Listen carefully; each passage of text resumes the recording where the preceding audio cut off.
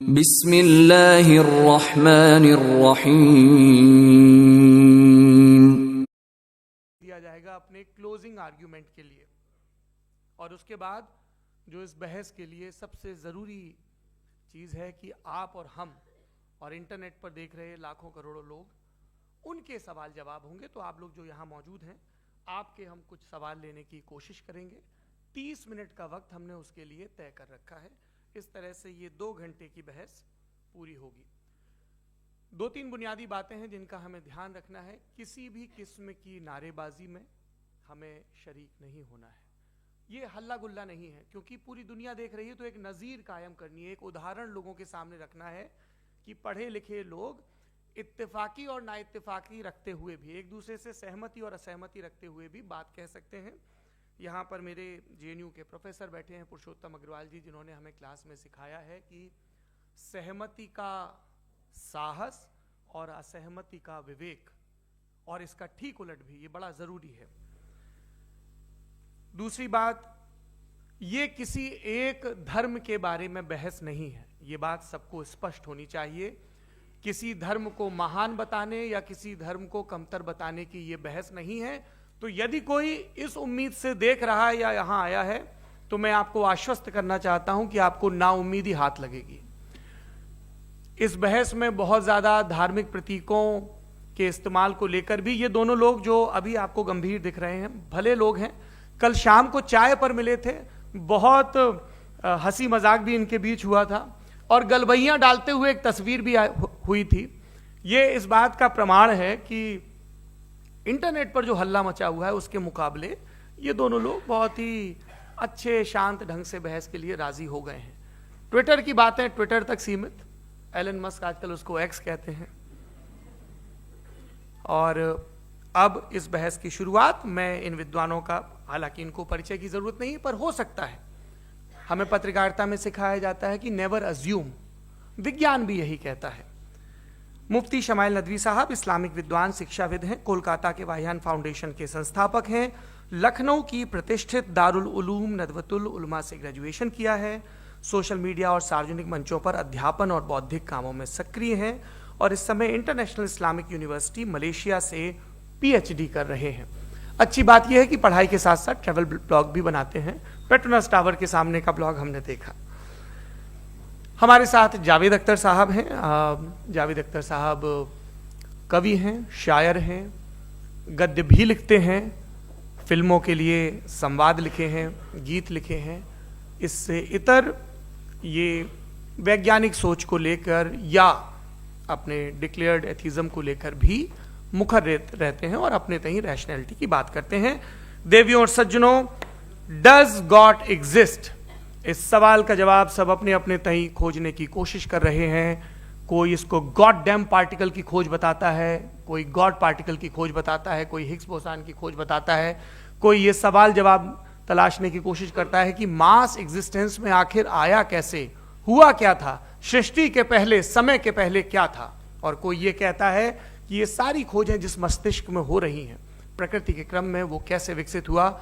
मैं उम्मीद करता हूं कि हम आज इन बुनियादी सवालों के कुछ जवाब हासिल करने में कामयाब हों। मैं सबसे पहले मंच पर आमंत्रित कर रहा हूं मुफ्ती शमाइल नदवी साहब को। आइए सर जी।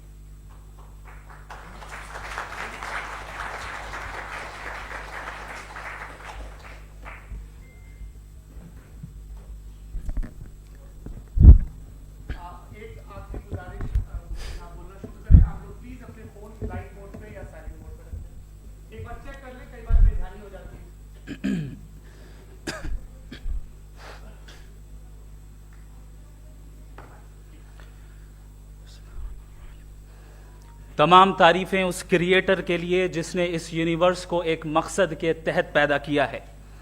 रिस्पेक्टेड जनाब जावेद अख्तर साहब, मिस्टर सौरभ द्विवेदी, और respected audience, thank you all for being here today. आज की डिबेट में चूंकि हम बात करने वाले हैं डज गॉड एग्जिस्ट के टॉपिक पर, तो ये एक ऐसा टॉपिक है जिसके मुताल्लिक कोई भी डिसीजन लेने के लिए अलग अलग स्टैंडर्ड्स हो सकते हैं। लिहाजा डिबेट के शुरू में यह ज़रूरी है कि हम ये जान लें कि आज के इस टॉपिक में कौन सा स्टैंडर्ड सही होगा और कौन सा गलत होगा। सबसे पहला स्टैंडर्ड जिसे मैं समझता हूं कि हमारे रिस्पेक्टेड जनाब जावेद अख्तर साहब बड़ी तेजी के साथ उसकी तरफ लपकेंगे, वो है साइंस। जबकि साइंस दर हकीकत खुदा के एग्जिस्टेंस को डायरेक्टली साबित करने या उसके एग्जिस्टेंस को डिनाई करने के लिए स्टैंडर्ड नहीं बन सकती। और उसकी वजह क्या है, ये मैं नहीं कह रहा, ये वो लोग कह रहे हैं जो साइंस के एक्सपर्ट्स हैं। नेशनल एकेडमी ऑफ साइंस कहती है science doesn't have the processes to prove और disprove the existence of God. Why? क्योंकि साइंस का ताल्लुक एम्पेरिकल एविडेंस से है और एम्पेरिकल एविडेंसेस का ताल्लुक हमारे नेचुरल और फिजिकल वर्ल्ड से है, जबकि गॉड नॉन फिजिकल और सुपर नेचुरल रियलिटी है। लिहाजा नॉन फिजिकल रियलिटी को आप उस टूल के साथ नहीं चेक कर सकते जिसका काम फिजिकल रियलिटी को तलाश करना है। लिहाजा आज इस डिबेट में गॉड की एग्जिस्टेंस को साबित करने या उसे डिनाई करने में साइंटिफिक एविडेंस को एक्सेप्ट नहीं किया जाएगा। दूसरा स्टैंडर्ड हो सकता है रेविलेशन, कि रेविलेशन के जरिए हम यह साबित करें कि गॉड एग्जिस्ट करता है या नहीं। लेकिन यह स्टैंडर्ड भी आज इररेलेवेंट है। क्यों? क्योंकि रेविलेशन मेरे नजदीक सोर्स ऑफ नॉलेज है, वैलिड सोर्स ऑफ नॉलेज है, लेकिन हमारे जावेद अख्तर साहब के नजदीक ये वैलिड सोर्स ऑफ नॉलेज नहीं है। लिहाजा आज की डिबेट में मैं एक भी एविडेंस किसी भी मजहबी स्क्रिप्चर से नहीं दूंगा ताकि जावेद अख्तर साहब के लिए वो अनएक्सेप्टेबल ना हो। तीसरा जो मेयार हो सकता है वो है ऑब्जर्वेशन, कि भाई कोई कहे कि हमें खुदा दिखाओ, अगर है तो दिखाओ, या ये कि खुदा के एग्जिस्टेंस पर एम्पेरिकल एविडेंस दो, तो ये है दर हकीकत गलत टूल का इस्तेमाल करना। ये ऐसा ही है कि जावेद साहब मुझसे ये मुतालबा करें कि मुफ्ती साहब आप मेटल डिटेक्टर के जरिए प्लास्टिक डिटेक्ट करके दिखाएं। अब चूंकि प्लास्टिक डिटेक्ट नहीं हो पा रही है लिहाजा plastic does not exist. No, you are using the wrong tool. इस टूल से प्लास्टिक को डिटेक्ट नहीं किया जाता। लिहाजा मैं समझता हूं कि गॉड के एग्जिस्टेंस पर एम्पेरिकल एविडेंस का मुतालबा करना एक बचकाना मुतालबा है और हमारे रिस्पेक्टेड जनाब जावेद अख्तर साहब इस स्टेज से अब बहुत आगे निकल चुके हैं। अब बचता है एक ही स्टैंडर्ड, और वो स्टैंडर्ड है अक्ल, लॉजिक, रीजनिंग। और यही वो स्टैंडर्ड है जिसके तहत गॉड की एग्जिस्टेंस को साबित किया जाएगा या गॉड की एग्जिस्टेंस को डिनाई किया जाएगा। लेकिन चूंकि ये बहुत इंपॉर्टेंट और सेंसिटिव टॉपिक है, इसलिए लॉजिकल आर्ग्यूमेंट भी ऐसा होना चाहिए जो डेफिनेटिव हो, इनडेफिनेटिव ना हो, जो 2 और 2 4 की तरह बिल्कुल वाजे हो, जिसे लॉजिकली रिजेक्ट करना पॉसिबल नहीं हो। फॉर एग्जाम्पल हम कहें हमारे रिस्पेक्टेड मिस्टर सौरभ साहब, ये एक इंसान है और तमाम इंसान कॉन्शियस बीइंग है, लिहाजा नतीजा क्या निकला, हमारे सौरभ साहब भी कॉन्शियस बीइंग है। क्या ये इनडेफिनेट आर्ग्यूमेंट है या डेफिनेट आर्ग्यूमेंट है? ये डेफिनेट आर्ग्यूमेंट है। ये 2 और 2 की तरह वाजे है, इसमें किसी तरह जो है लॉजिकली इसको रिजेक्ट नहीं किया जा सकता। तो अगर आज हमारे जावेद अख्तर साहब ऐसी कोई अकली दलील और लॉजिकल एविडेंस दें खुदा के ना होने पर जो डेफिनेट भी हो, तो मैं ये ऐलान करता हूं कि यकीनन मैं उस एविडेंस को कबूल करूंगा और उस पर गौर करूंगा। लेकिन साथ में यह भी ऐलान कर देता हूं प्रेडिक्शन के तौर पर कि ऐसा कोई डेफिनेट आर्ग्यूमेंट कोई नहीं पेश कर सकता। दलील हम देंगे और डेफिनेटिव दलील देंगे, लॉजिकल दलील देंगे, ऐसी दलील देंगे जो एंटायर एथिस्टिक वर्ल्ड उसे रेफ्यूट नहीं कर सकती। चलें अब हम एक एग्जाम्पल सोचते हैं, एक सिनेरियो, सिंपल सिनेरियो, तमाम ऑडियंस से गुजारिश है, हम और आप एक आइसोलेटेड आइलैंड पर हैं, ऐसा आइलैंड जहां पे हमसे पहले कोई कभी नहीं गया। चलते चलते आपके सामने अचानक आपने देखा एक पिंक कलर की बॉल पड़ी हुई है। सबसे पहला सवाल आपके जहन में क्या आएगा कि ये बॉल यहां क्यों आई, कैसे आई, ये पिंक कलर की ही क्यों है, कोई और कलर भी हो सकता था, ये इसी शेप में क्यों है, कोई और शेप भी हो सकता था। नेचुरली आप इस तरफ पहुंचेंगे कि कोई ना कोई है जिसने इन स्पेसिफिक प्रॉपर्टीज के साथ इस बॉल को बनाया है और यहां पे रखा है। चूंकि आप जानते हैं कि ये जो बॉल है इसका एग्जिस्ट करना जरूरी नहीं है, ये एग्जिस्ट कर भी सकती थी, नहीं भी कर सकती थी, और एग्जिस्ट करना ही था तो किसी और फॉर्म में करती, किसी और कलर में करती। अब आप इस बॉल को एक्सपैंड करते चले जाएं, एक्सपैंड करते चले जाएं, एक्सपैंड करते चले जाएं, यहां तक कि ये बॉल यूनिवर्स के साइज की हो जाए। बताइए कि क्या साइज के बढ़ जाने से सवाल बदल जाएगा? हरगिज नहीं बदलेगा। अभी भी सवाल रहेगा, ये यूनिवर्स कहां से आया, इन स्पेसिफिक प्रॉपर्टीज के साथ कहां से आया, क्यों आया, किसने बनाया, ये सवाल उस वक्त भी वैलिड रहेगा। लेकिन ये सवाल अगर हम जनाब जावेद अख्तर साहब से करें तो चूंकि इनका वर्ल्ड व्यू एथिस्टिक है, और सिर्फ इनका नहीं, मतलब जितने भी एथिस्ट हैं और एथिस्टिक वर्ल्ड व्यू को रखने वाले से अगर आप ये सवाल करें कि ये यूनिवर्स कहां से आया, तो इनका जवाब या तो आर्ग्यूमेंट फ्रॉम इग्नोरेंस होगा या डॉगमेटिक होगा। या तो ये कहेंगे कि मुझे नहीं पता कि ये कहां से आया, लिहाजा गॉड डज नॉट एग्जिस्ट, ये आर्ग्यूमेंट फ्रॉम इग्नोरेंस है। या ये कहेंगे कि ये यूनिवर्स खुद ब खुद बन गया, इसका मतलब ये है कि उस बॉल को भी खुद ब खुद बन जाना चाहिए, लेकिन बॉल के ताल्लुक से ये एक्सप्लेनेशन एक्सेप्ट नहीं की जाएगी कि ये खुद ब खुद बन गई, लेकिन यूनिवर्स के ताल्लुक से कर दिया जाएगा। इसे हम दूसरे अल्फाज में डॉगमा भी कह सकते हैं। दूसरी चीज, हमारे जावेद अख्तर साहब जरूर गॉड ऑफ गैप्स की मिसाल भी जरूर देंगे, और मिसाल देंगे कि पहले जमाने में बिजलियां कड़कती थी तो लोगों ने किसी एक खुदा की तरफ, और बारिश होती थी तो दूसरे खुदा की तरफ मंसूब कर दिया, उनके पास दलील नहीं थी। यह हमारा वर्ल्ड व्यू है ही नहीं, यह हमारा वर्ल्ड व्यू है ही नहीं, क्योंकि नेचुरल फेनोमेना के प्रोसेस की इंटरप्रिटेशन को जान लेने से यह कहां से साबित हो गया कि गॉड एग्जिस्ट नहीं करता है। इस पर मैं इंशाअल्लाह अभी आगे बात करूंगा। आप हजरात ये भी देखेंगे, और मैं ये एक्सपेक्ट करता हूं कि हमारे रिस्पेक्टेड जनाब जावेद अख्तर साहब जरूर इमोशनल आर्ग्यूमेंट्स भी देंगे, जो कि एक लॉजिकल फेलेसी है जब बात आती है ट्रुथ को डिसाइड करने में। क्यों? मिसाल के तौर पर वो कहेंगे कि अगर गॉड है तो ईविल क्यों एग्जिस्ट करता है, जबकि मैं कहता हूं ईविल का एग्जिस्ट करना गॉड के एग्जिस्ट करने की दलील है, उसके खिलाफ नहीं है। चूंकि अगर गॉड है तो हम सब उसके सामने अकाउंटेबल हैं, और अगर हम अकाउंटेबल हैं तो अकाउंटेबिलिटी के लिए ईविल का मौजूद होना जरूरी है, उसके बगैर हम अकाउंटेबल नहीं हो सकते। और अगर हम अकाउंटेबल नहीं हैं तो हम जनाब जावेद अख्तर साहब से पूछेंगे कि आप बताएं कि फिर सफरिंग इस दुनिया में क्यों है? अगर खुदा नहीं है तो सफरिंग क्यों है? और उन लोगों के जज्बे का क्या जिनके अंदर सफरिंग के बाद इंतकाम लेने का जज्बा पाया जाता है और वो इस दुनिया से ऐसे ही चले गए, क्या उनकी सारी तकलीफें बेकार चली जाएंगी?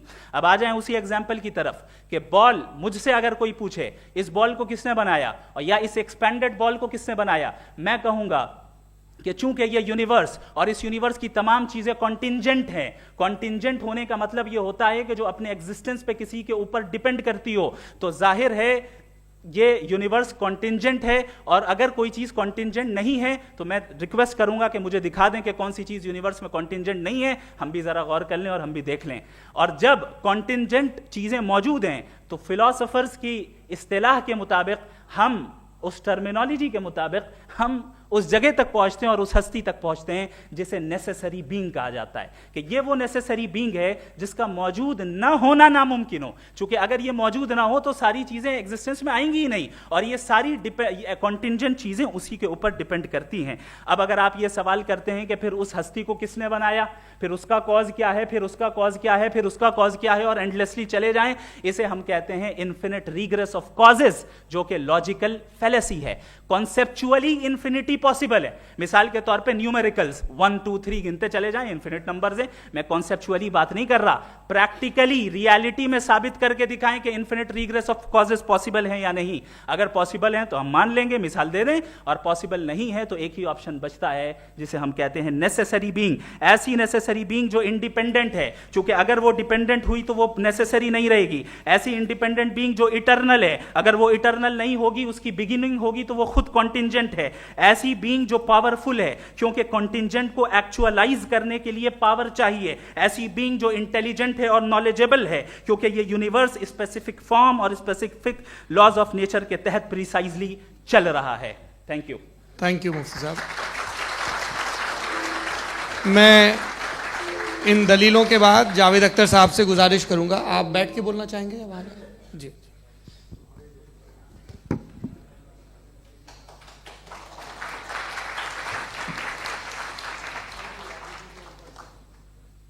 पहले तो मैं मुफ्ती साहब को एक अच्छी खबर देना चाहूँगा कि मेरी नॉलेज साइंस के बारे में बड़ी मामूली है, तो आप फिक्र ना करें उसकी, लेकिन कुछ कॉमन सेंस है मुझ में। देखिए, ये खुदा का तस्वुर कोई नया तस्वुर नहीं है, ये सदियों से रहा है। ये कुछ रिलीजन 3000 साल पुराने होंगे, 4000 साल पुराने होंगे, लेकिन इंसान कोई 10,000 12,000 साल से एग्जिस्ट करता है होमोसेपियन की शक्ल में, और हमेशा कुछ ना कुछ मज़हब रहे। ये मज़हब जाहिलों के नहीं थे, ये मज़हब एक ऐसी ग्रीक सोसाइटी के थे जहाँ बड़े बड़े फिलोसफर पैदा हुए। ये मज़हब इजिप्शियंस के थे जिन्होंने पिरामिड्स बनाए थे। ये रोमन्स के थे कि जिनका आर्किटेक्चर और सेनेट यानी पहली बुनियाद डेमोक्रेसी की लिमिटेड थी, मगर डेमोक्रेसी थी, ये उन लोगों ने किए थे। तो इनका जो जुपिटर था, रा था, ज़्यूस था, उन्हें उस पर इतना ही एतमाद था जितना आज किसी मजहबी आदमी को अपने खुदा पे होगा। क्रिश्चियनिटी आने से पहले यूरोप में एक मज़हब था, जर्मेनिक रिलीजन। उसका एक खुदा था, उसकी एक बीवी थी, उसके 2 बेटे थे, एक बेटी थी। फिर जर्मनी में जब यूरोप में क्रिश्चियनिटी आई तो वो खुदा, उसकी बीवी और पूरे ख़ानदान चला गया। तो हमने, अगर हम हिस्ट्री देखें तो खुदा जो हैं वो ज़्यादातर फ़नी हैं, वो हमेशा रहे नहीं। और वो जो लोग इन्हें मानते थे उनको आप कहें वो तो जाहिल थे, उन्हें तो कुछ पता ही नहीं था, ऐसा नहीं है। वो अपने वक्त में बड़े काबिल लोग थे और अपने वक्त में उन्होंने बड़े बड़े काम किए हैं, फिलोसफर्स थे, साइंटिस्ट थे, लेकिन उनका मज़हब कहाँ गया, उनके खुदा कहाँ गए? आज जो खुदा हैं दुनिया में लोग उन्हें मानते हैं। आपको क्या मालूम कि कितने बरसों के बाद क्या होने वाला है? हम यूरोप में देखते हैं तो चर्च खाली हैं। तो वक्त के साथ चीज़ें बदलती हैं। जहाँ तक इसका ताल्लुक़ है मज़हबों का, हर मज़हब आपसे एक चीज़ मांगता है, फेथ। ये फेथ क्या चीज़ होती है? What is the difference between faith and belief? ये तो बहुत ही अहमखाना बात होगी कि कोई आदमी कहे साहब अगर खुदा है तो मुझे दिखाइए। ये तो जाहिलाना बात हुई। मैंने तो नॉर्थ पोल नहीं देखा है, मगर मैं मानता हूँ कि नॉर्थ पोल है। मैं क्यों मानता हूँ? इसलिए कि अगर ये दुनिया राउंड है तो उसका कोई टॉप होगा। कुछ लोग हैं जो वहाँ गए भी हैं, कॉमन सेंस कहता है कि ऐसा होगा, सबूत है, गवाह है, रीज़न है। तो ये मेरा फेथ नहीं है। तो फेथ में और बिलीफ में डिफरेंस क्या है? जो मजहब मांगता है आपसे, हर मजहब फेथ मांगता है। फेथ का मतलब ये है कि ना कोई गवाह हो, ना कोई सबूत हो, ना कोई रैशनल हो, ना कोई लॉजिक हो, ना कोई प्रूफ हो, मगर तुम एक बात को मानो। ये है फेथ। वरना बिलीफ होता। अगर इसमें कुछ भी सबूत होते, गवाह होते, तो फिर इसे आप बिलीफ कहते। जैसे मेरा बिलीफ है कि नॉर्थ पोल है, मेरा फेथ थोड़ी है। फेथ इन तमाम शर्तों को रद्द करता है। तो फिर स्टुपिडिटी क्या है? अगर मैं एक बात ऐसी मानूं जिसकी ना कोई लॉजिक है, ना कोई रैशनल है, ना कोई प्रूफ है, ना कोई गवाह है, ना कोई सबूत है, और मैं उसे मानूं, तो ये स्टुपिडिटी हुई। इसे ही भाई कल को मैं यकीन कर लूं कि एलॉन मस्क जो है मेरा भाई है, तो मुझे इंतहाई खुशी होगी, सुकून भी बहुत मिलेगा मुझे। लेकिन और कहे भाई क्यों मानते हो, क्या सबूत है? भाई वो तो अमेरिकन है और तुम तो इंडियन हो, वो तो नस्ल अलग है, तुम्हें कभी मिले भी नहीं। साहब देखिए मेरा फेथ है, इस पर बात न किया।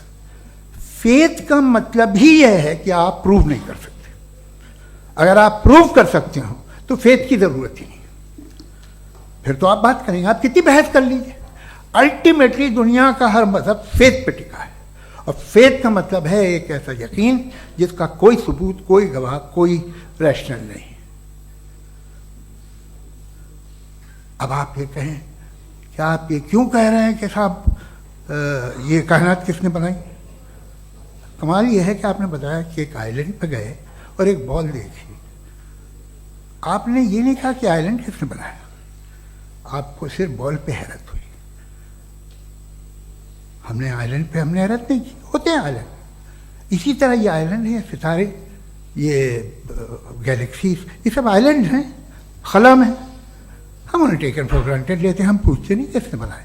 आपने जजीरे के बारे में भी नहीं पूछा है। मेरी पैदाइश कैसे हुई? क्या मैं प्लान पैदा हुआ था? I was plan to be born, या एक लकी स्पर्म था जो किसी एक से चिपक गया? मेरी पैदाइश रैंडम। और इंसाफ जिसे आप कहते हैं, इंसाफ का तो नेचर से कोई वास्ता ही नहीं है। जो आप कहते हैं कि एक दिन इंसाफ मिलेगा, इंसाफ is a human concept, nature में कोई इंसाफ नहीं। अगर शेर हिरन को खा जाता है तो उसे कोई सजा नहीं मिलती। अगर एक आंधी आती है और हरे भरे पेड़ों को उखाड़ के फेंक देती है तो आंधियों की जेल नहीं होती है। नेचर में इंसाफ नहीं, इसलिए मुझे नेचर को इंसाफ की जरूरत भी नहीं। नेचर तमाम एक है। अब हम कहें कि साहब ये देखिए जो मैंने खाना खाया था ये मेरी आंख तो नहीं यूं कर दिया उसे तो इसे सजा मिलनी नहीं, वो सिस्टम है, ऐसे ही चल रहा है। नेचर बगैर इंसाफ के है। इंसाफ इज अ ह्यूमन कॉन्सेप्ट। तो जो आपसे कहता है कि मैं तुम्हें इंसाफ दूंगा, वो इंसानी जहन की पैदावार है। ये नेचुरल है ही नहीं, ये आसमानी है ही नहीं। नेचर का तसव्वुर, इंसाफ का तसव्वुर। भाई आप साथ मिलते हैं, अब आप लेफ्ट हैंड ड्राइव कर लें, ये क्या है? तमाम सच, तमाम नेकी, तमाम शराफत लेफ्ट हैंड ड्राइव है। वरना क्या होगा, या तो आप क्रॉस कर देंगे, आपका एक्सीडेंट हो जाएगा, या आप किसी को मार देंगे, या ट्रैफिक जैम हो जाएगा। झूठ, बेईमानी, रिश्वतखोरी, ये तमाम जो है driving on the wrong side है। इसके ऊपर कुछ नहीं। ये तो हमने बनाया, जैसे हमने लेफ्ट हैंड ड्राइव बनाई है। ये कॉन्सेप्ट ऑफ इंसाफ जो है ये हमारा है, इसका नेचर से कोई वास्ता नहीं। शेर खा जाता है हिरन को, उसे जेल होती है क्या? कुछ भी नहीं, है ही नहीं। तो ये जो दुनिया के रिलीजन प्रॉमिस करते हैं आपसे इंसाफ, इसी से मालूम होता है कि ये मैन मेड है। ये तसव्वुर कहीं और का है ही नहीं। जो नेचर है, कुछ लोग कहते हैं नेचर ही खुदा है, तो नेचर में तो इंसाफ नहीं कहीं। और आप वादा कर रहे हैं कि तुम्हें मरने के बाद इंसाफ मिलेगा। मुझे अगर मिलेगा तो मैं बहुत खुश होऊंगा, लेकिन मैं यकीन नहीं कर पाता हूं, इसलिए कि मैं फेथ नहीं पैदा कर सकता। The very fact that religions demand faith, इसका मतलब है कि उनके पास जस्टिफिकेशन नहीं है। अच्छा था, फिर रिलीजन अगर मॉडरेशन में है, कोई सा भी नहीं, वो आप में कुछ खूबियां भी पैदा करता होगा। देखिए उससे ये फ़ायदा है, वो फ़ायदा है। अल्कोहल जो है वो ज़्यादातर दवाओं में यूज़ होती है, और एक सर्वे किया गया था अमेरिका में कि लॉन्जिटिविटी किन लोगों की है। तो एक तरफ वो लोग थे जो शराब पीते ही नहीं थे, और एक तरफ वो थे जो एक बोतल शराब रोज पीते थे। सबसे ज़्यादा लंबी उम्र उनकी है जो 2 पैक नाप के शराब पीते और खाना खाते हैं। मगर हम शराब को बुरा समझते हैं, मैं भी बुरा समझता हूँ। क्यों? ऐसा होता नहीं। कुछ चीज़ों में आदत होती है जो बढ़ती है। आज तक में एक आदमी दूध पीता है, आप 10 साल बाद भी मिलेंगे तो एक ही गिलास पीता होगा। ऐसा नहीं होता, सुबह से दूध पीता रहता है। मिल्कोहलिक मैंने नहीं देखे, अल्कोहलिक होते हैं। ये टेंडेंसी है मजहब की कि वो बढ़ता है, जैसे कैंसर बढ़ता है, जैसे शराब बढ़ती है। कुछ लोग होंगे जो उसे सही तरह से यूज़ करते हैं। मुझे यकीन है कि हमारे मुफ्ती साहब भी उनमें से एक, इनसे बहुत खुशी हुई मुझे इनसे मिलकर। लेकिन कितने लोग हैं कि आज आप देखते हैं दुनिया में जो तबाहियाँ हैं, इनमें कितना हाथ है उन लोगों का जो बिलीवर कहते था मजहब ये नहीं कहता, ना कहता होगा, मगर जब ये मजहब पीते हैं तो ऐसे बिहेव करते हैं। थोड़ा सा अगर हो तो शायद बहुत अच्छी बात, लेकिन शराब थोड़ी सी नहीं रहती, उसमें टेंडेंसी है। पहले थोड़ा सा अगर 2-3 कैंसर के सेल हो ना बॉडी में तो आदमी स्लिम रहेगा, लेकिन वो 2-3 सेल नहीं रहते, वो मल्टीप्लाई होते हैं। जावेद साहब टाइम पूरा हो गया। टाइम हो गया, तो बस बात खत्म हो गई। अच्छा, मुझे कुछ और कहने को था भी नहीं। जी, मैं पहले जवाबी दौर के लिए इनवाइट कर रहा हूं मुफ्ती साहब को। Your rebuttal round 1, you have 7 minutes।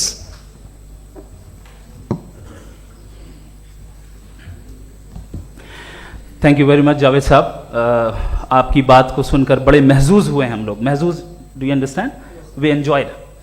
Okay, अब थोड़ा सा लॉजिकली उसको हम लोग देखते हैं। दरअसल हम लोगों ने कल गुजारिश की थी मुफ्ती साहब से भी, जावेद साहब से भी, कि हिंदुस्तानी ज़बान आम फहम सबको समझ में आ जाए और जहां कहीं आप मुश्किल शब्द इस्तेमाल करें वहां बताते भी चलें।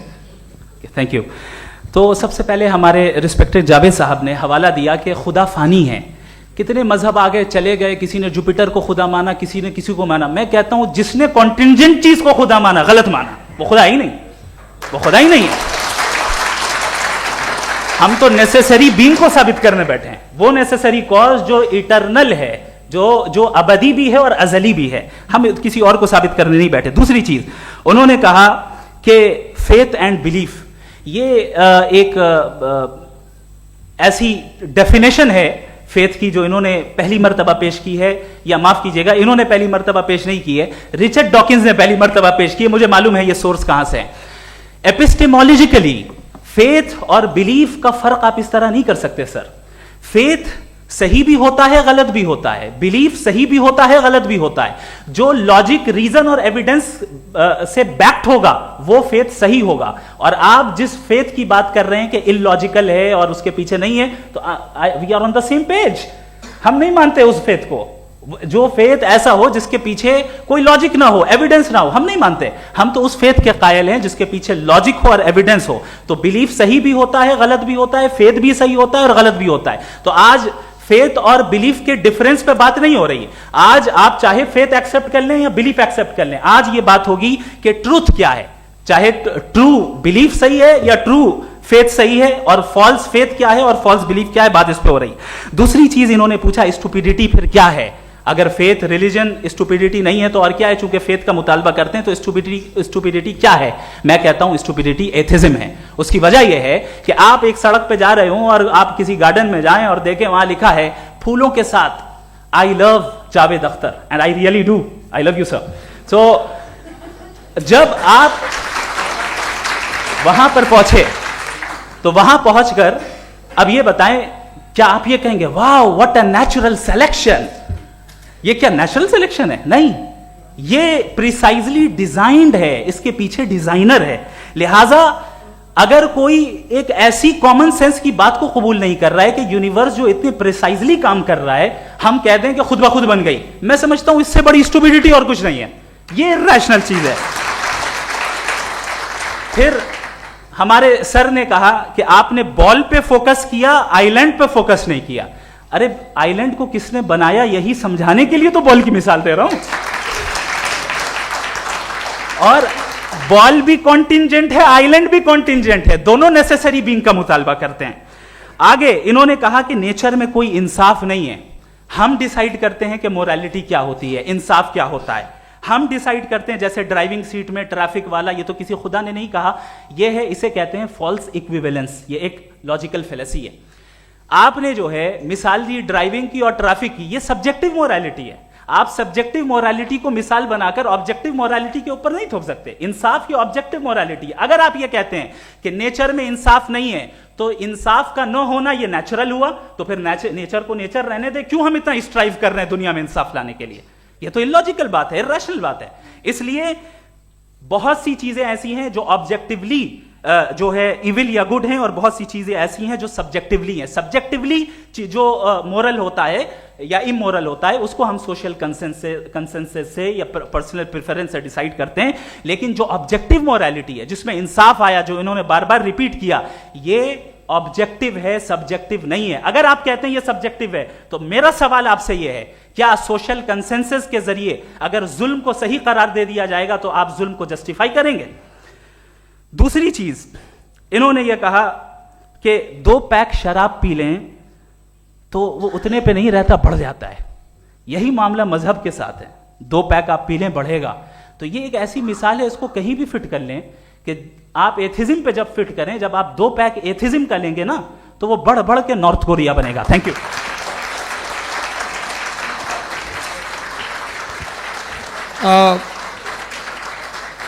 फर्स्ट राउंड के रिबटल के लिए मैं जावेद साहब को इनवाइट कर रहा हूं। आपके पास 7 मिनट का वक्त है, रीसेट कर दीजिएगा प्लीज। मुझे इस बात की खुशी है कि मुफ्ती साहब ने भी मान लिया कि नेचर में कोई इंसाफ नहीं है। तो कोई भी चीज़ जो इंसान ने नहीं बनाई है उसमें इंसाफ नहीं होता है। एक बात मैं आपसे अर्ज़ करूँ, ज़रा पता लगा लीजिएगा, ये जो आप बाग में जाते हैं बेहद खूबसूरत फूल देखते हैं ना, इनमें से कोई नेचुरल नहीं है। ये सारे फूल क्रॉस करके बनाए गए हैं। जो जंगल में फूल होते हैं नहायत मामूली होते हैं, ये फूल इंसानों ने बनाए हैं। जो आप बाग में देख के वाह वाह कहते हैं, ये इंसानों के बनाए हुए हैं। डिफरेंट फूलों को क्रॉस करके, डेवलप करके, फिर क्रॉस करके इस तरह से बनाए गए। नेचुरल फ्लावर नहीं। किसी जंगल वीरान में जाके आप गुलाब के फूल नहीं देखेंगे। ये सब बनाए हुए इंसान ने, बहुत से काम इंसान ने किए हैं। बाकी है कि आपने मेरी एक बात का जवाब नहीं दिया, जिससे मुझे शिकायत है कि फेथ क्या है और आप फेथ मांगते क्यों हैं मुझसे।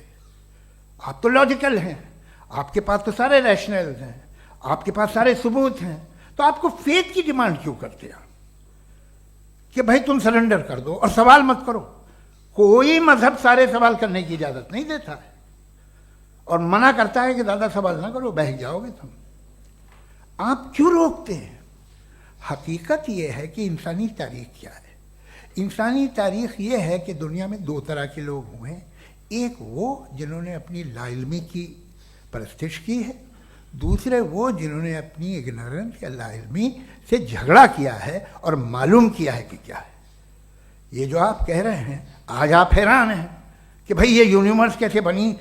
लोग हैरान थे कि सूरज डूबता है तो इधर से कैसे निकलता है। और आप एक कदम जाके हमेशा का मानने को तैयार है, एक कदम पीछे ही मान जाइए। भाई आप इसके बाद जाते हो, कहते सवाल ना करना कि ये कहाँ से आया, ये पावर तो हमेशा से हमेशा रहेगी। तो आप यूनिवर्स के बारे में मानने में क्या तकलीफ है? एक कदम पहले रुक जाइए।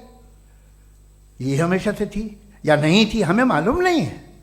और ये कहना कि हमें मालूम नहीं है, कमाल ये है कि दुनिया के सारे मजहब सब जानते हैं ये दुनिया कैसे बनी थी, कैसे मिटेगी, मरने के बाद क्या होगा, इनको सब इल्म है।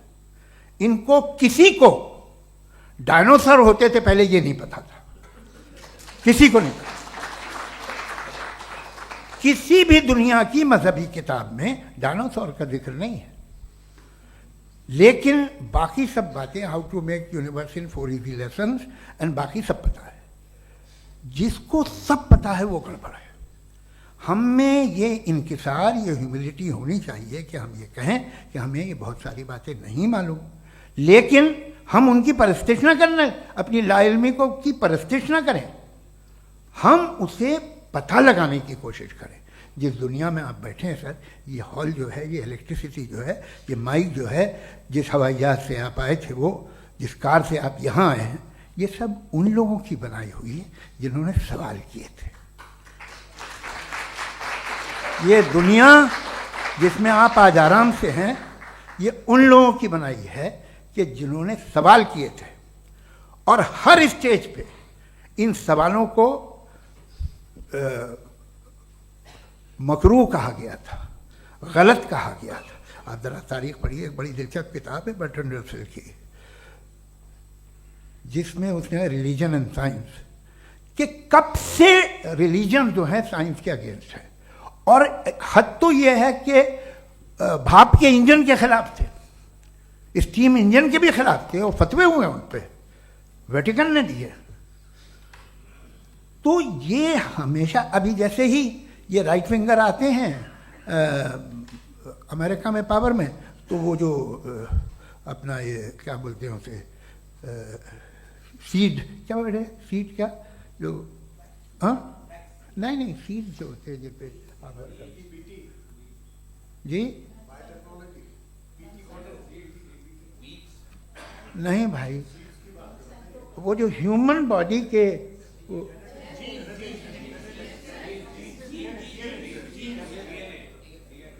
उस पर रिसर्च बंद हो जाती है, रिपब्लिकन नहीं करने देते। अरे भाई इतना डर क्या है तुम्हें? एक ज़माने में बहुत नाराज थे ये सारे मजहबी लोग कि ये इंसान तो इंसान बनाने की कोशिश कर रहा है। आपको क्या तकलीफ भाई, बना ले तो बना लेने दो, ये खौफ क्या है? और ये सब आज जो आप कह रहे हैं नामुमकिन है, ये कैसे हुआ, मुझे एक किस्सा याद आता है। जब मैं छठी क्लास में था तो मैं मैथमेटिक्स में बहुत वीक था, तो एक टीचर रख दिया गया, उसने 1 2 3 4 5 6 7 को सिखा दिया मुझे। वो दिन मैं भूल नहीं सकता हूँ मुफ्ती साहब, जिस दिन उसने ये बताया कि 1/2 क्या होता है और 3/4 क्या होता है, मुझे ऐसा लगा कि मेरा सर बीच से फट जाएगा। ये आदमी कह रहा है कि जो दीवार के अंदर जाओ वॉक करते हुए। आज हंसता हूँ मैं इस बात पे।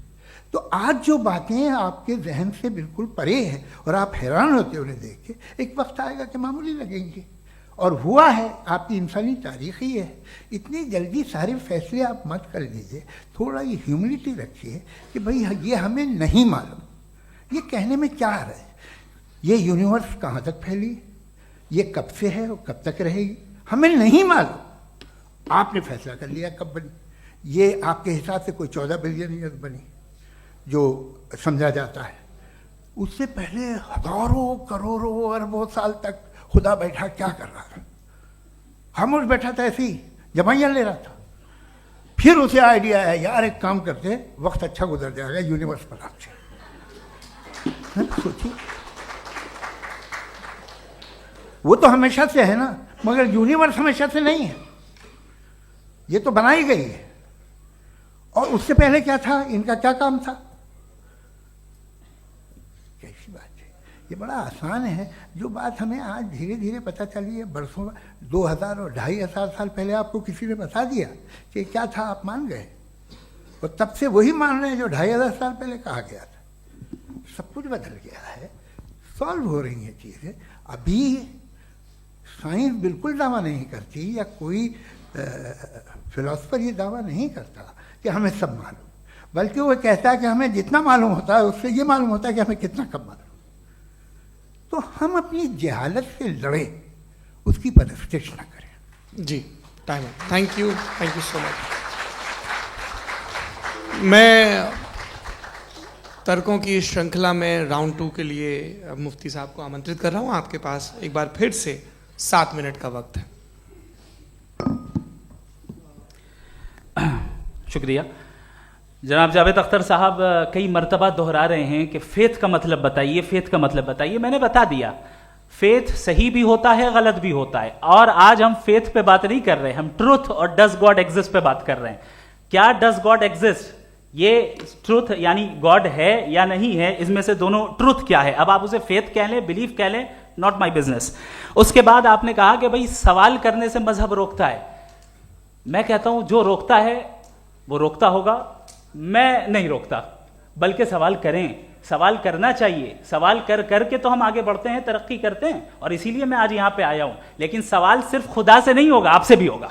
सवाल एथिज्म से भी होगा, सवाल सिर्फ मजहब से नहीं होगा, सबसे होगा। और आज मैं सवाल करूंगा और उम्मीद है कि आप जवाब देंगे। अभी तक आपने वैसे कॉन्टिंजेंसी आर्ग्यूमेंट का कोई जवाब नहीं दिया। चलें, आपने कहा यूनिवर्स के बारे में इटर्नल क्यों नहीं बोल देते। ये चूंकि लॉजिकली पॉसिबल ही नहीं है कि यूनिवर्स इटर्नल हो। यूनिवर्स एक कॉन्टिंजेंट चीज है जो टाइम एंड स्पेस के पाबंद है, टाइम एंड स्पेस से बाउंड है। जो टाइम एंड स्पेस से बाउंड होगा वो कॉन्टिंजेंट होगा, जो कॉन्टिंजेंट होगा वो उसकी बिगिनिंग हुई होगी, जिसकी बिगिनिंग हुई होगी वो इटर्नल नहीं हो सकता। ये तो कॉमन सी बात है। आपने कहा कि किसी मजहबी किताब में डायनासोर का जिक्र नहीं है। अफसोस कि आज तक किसी मैथमेटिक्स के किताब में मुझे डायनासोर का जिक्र नहीं मिला। तो इसका मतलब मैथमेटिक्स की किताब बेकार है? नहीं, उसका वो टॉपिक नहीं है। रेवलेशन का और मजहबी किताबों का टॉपिक ये नहीं है कि आपको आके बताए साइकिल कैसे बनाते हैं, या आकर ये बताएं कि जो है डायनासोर कब था। वो तो मोरालिटी सिखाने आया है, गॉड के बारे में बताने आया, नॉन फिजिकल रियलिटी की हकीकत को सिखाने के लिए आया। रिलीजियन साइंस को रोकता है? नहीं रोकता। अगर रोकता है तो गलत करता है। रिलीजियन साइंटिज्म को रोकता है, जिसमें हमारे जावेद साहब मुब्तला है। साइंस और साइंटिज्म में फर्क है। साइंटिज्म यह है कि आप समझें कि साइंस और साइंटिफिक मेथोडोलॉजी ये नॉलेज को हासिल करने का वाहिद सोर्स ऑफ नॉलेज है। यह है साइंटिज्म। हम इसे रिजेक्ट करते हैं। हम साइंस को तो तरक्की करते हैं, भाई आप हमारी पूरी तारीख कर लें, पढ़ लें तो आपको पता चल जाएगा। बहरहाल ये अलग टॉपिक है। उसके बाद इन्होंने एक लफ्ज कहा, वेटिकन ने फतवा दिया। वेटिकन का फतवे से कोई ताल्लुक नहीं है, दोनों कॉन्ट्राडिक्टरी अल्फाज हैं। उसके बाद उन्होंने कहा कि भाई हमें नहीं मालूम। अगर नहीं मालूम तो क्लियरली कह देना कि नहीं मालूम है, इसमें क्या हरज है। तो वही तो मैं कह रहा हूं ना कि आप कह दें कि नहीं मालूम, लेकिन क्लेम क्यों कर रहे हैं कि गॉड एग्जिस्ट नहीं कर रहा है? आप कह दें नहीं मालूम है, हो सकता है हो सकता ना हो, लेकिन आप क्लेम कर रहे हैं. The moment you say God does not exist, this is a claim, and now the burden of proof is upon you too, जैसे हमारे ऊपर है. और क्यों है मैं बताता हूं, क्यों है ये भी मैं बताता हूं. फिलोसॉफिकली जो क्लेम होता है ना, सिर्फ ये नहीं होता कि इंसान कहे पॉजिटिव क्लेम करे और नेगेटिव क्लेम करे तो बर्डन ऑफ प्रूफ नहीं है. आप मिसाल के तौर पे मैं कहूं कि फुला उस कमरे में कोई नहीं है, मैंने एक नॉलेज का क्लेम किया है. उस कमरे में कोई नहीं है, मैंने एक नॉलेज का क्लेम किया. या तो मैं कहूं मुझे नहीं पता, हो भी सकता है नहीं भी हो सकता है, this is not a claim. लेकिन जब मैं कह रहा हूं कि वहां कोई नहीं है या मैं कह रहा हूं वहां कोई है, दोनों क्लेम है और दोनों के ऊपर बर्डन ऑफ प्रूफ है. हमारे ऊपर भी बर्डन ऑफ प्रूफ है. मैंने कंटिजेंसी आर्ग्यूमेंट दिया, इसे तोड़कर दिखाइए. आखिरी चीज, इन्होंने कहा कि खुदा दुनिया बनाने से पहले 150 साल पहले या करोड़ों साल पहले क्या कर रहा था. अरे हजरत, चलें बहरहाल मैं जवाब दे देता हूं. आप हमारे रिस्पेक्टेड पर्सनालिटी हैं, अगर आप नहीं होते तो मैं ऐसे एंटरटेन ही नहीं करता. टाइम, ये 100 साल पहले या 100 साल बाद, पहले बाद में अभी, ये वो अल्फाज हैं जिनका ताल्लुक टाइम से है.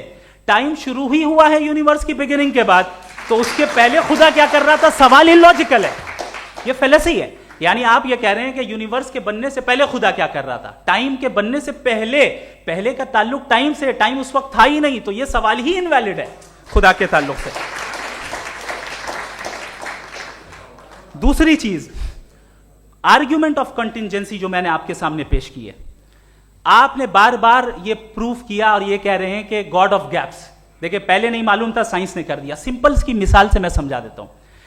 जिस गैप्स की आप बात कर रहे हैं ना, साइंस उन गैप्स को जिन चीज के जरिए भी प्रूव करेगा वो कॉन्टिंजेंट ही होगा. अब चाहे वो फोर्स हो, मैटर हो या एनर्जी हो. लिहाजा सवाल हमारा उस वक्त भी वैलिड होगा जब तक कि आप नेसेसरी बीइंग पे ना आ जाएं. और इन्फिनिट रिगरेस पॉसिबल नहीं है of causes in practical world, तो जाहिर है कहीं रुकना पड़ेगा. जहां रुकेंगे वही खुदा है. दूसरी चीज, आपने ये कहा, क्या कह रहा था मैं, किस पॉइंट को? What? Oh no, after that. Just now. हाँ, जहां रुकेंगे वही खुदा है. बहरहाल, तो टाइम का जिक्र हो गया. गॉड ऑफ गैप, सॉरी, या इसकी एक मिसाल आप ले लें. एक कार है, एक साहब ने देखा कि भाई कार जो है उसके व्हील्स कितने अच्छे लगे हुए हैं, सही जगह पे. स्टीयरिंग जो है कितने अच्छे जगह पे लगी हुई है, और सीट्स कितने वेल डिजाइंड है, कितनी प्रिसाइजली ये कार काम कर रही है. तो जरूर कोई ना कोई इसे क्रिएट किया है, किसी ने क्रिएट किया है. अब जावेद साहब आए और कहे, अरे जनाब बोनेट खोलिए, इसमें इंजन है, इंजन इस कार को चला रहा है, hence prove no one has created the car. This is illogical, this is irrational. आपने इंजन के जरिए उस गैप को तो साबित किया, लेकिन क्या उससे कार की जो क्रिएशन है और उसका जो क्रिएटर है ये इम्पॉसिबल हो जाए? ऐसा पॉसिबल है? उसका सवाल खत्म हो जाए, ऐसा पॉसिबल है? नहीं. आपने गैप्स को फिल करके, कॉन्टिंजेंट चीजों से गैप्स को फिल करके हमारे ऑब्जर्वेशन को और ब्रॉड कर दिया.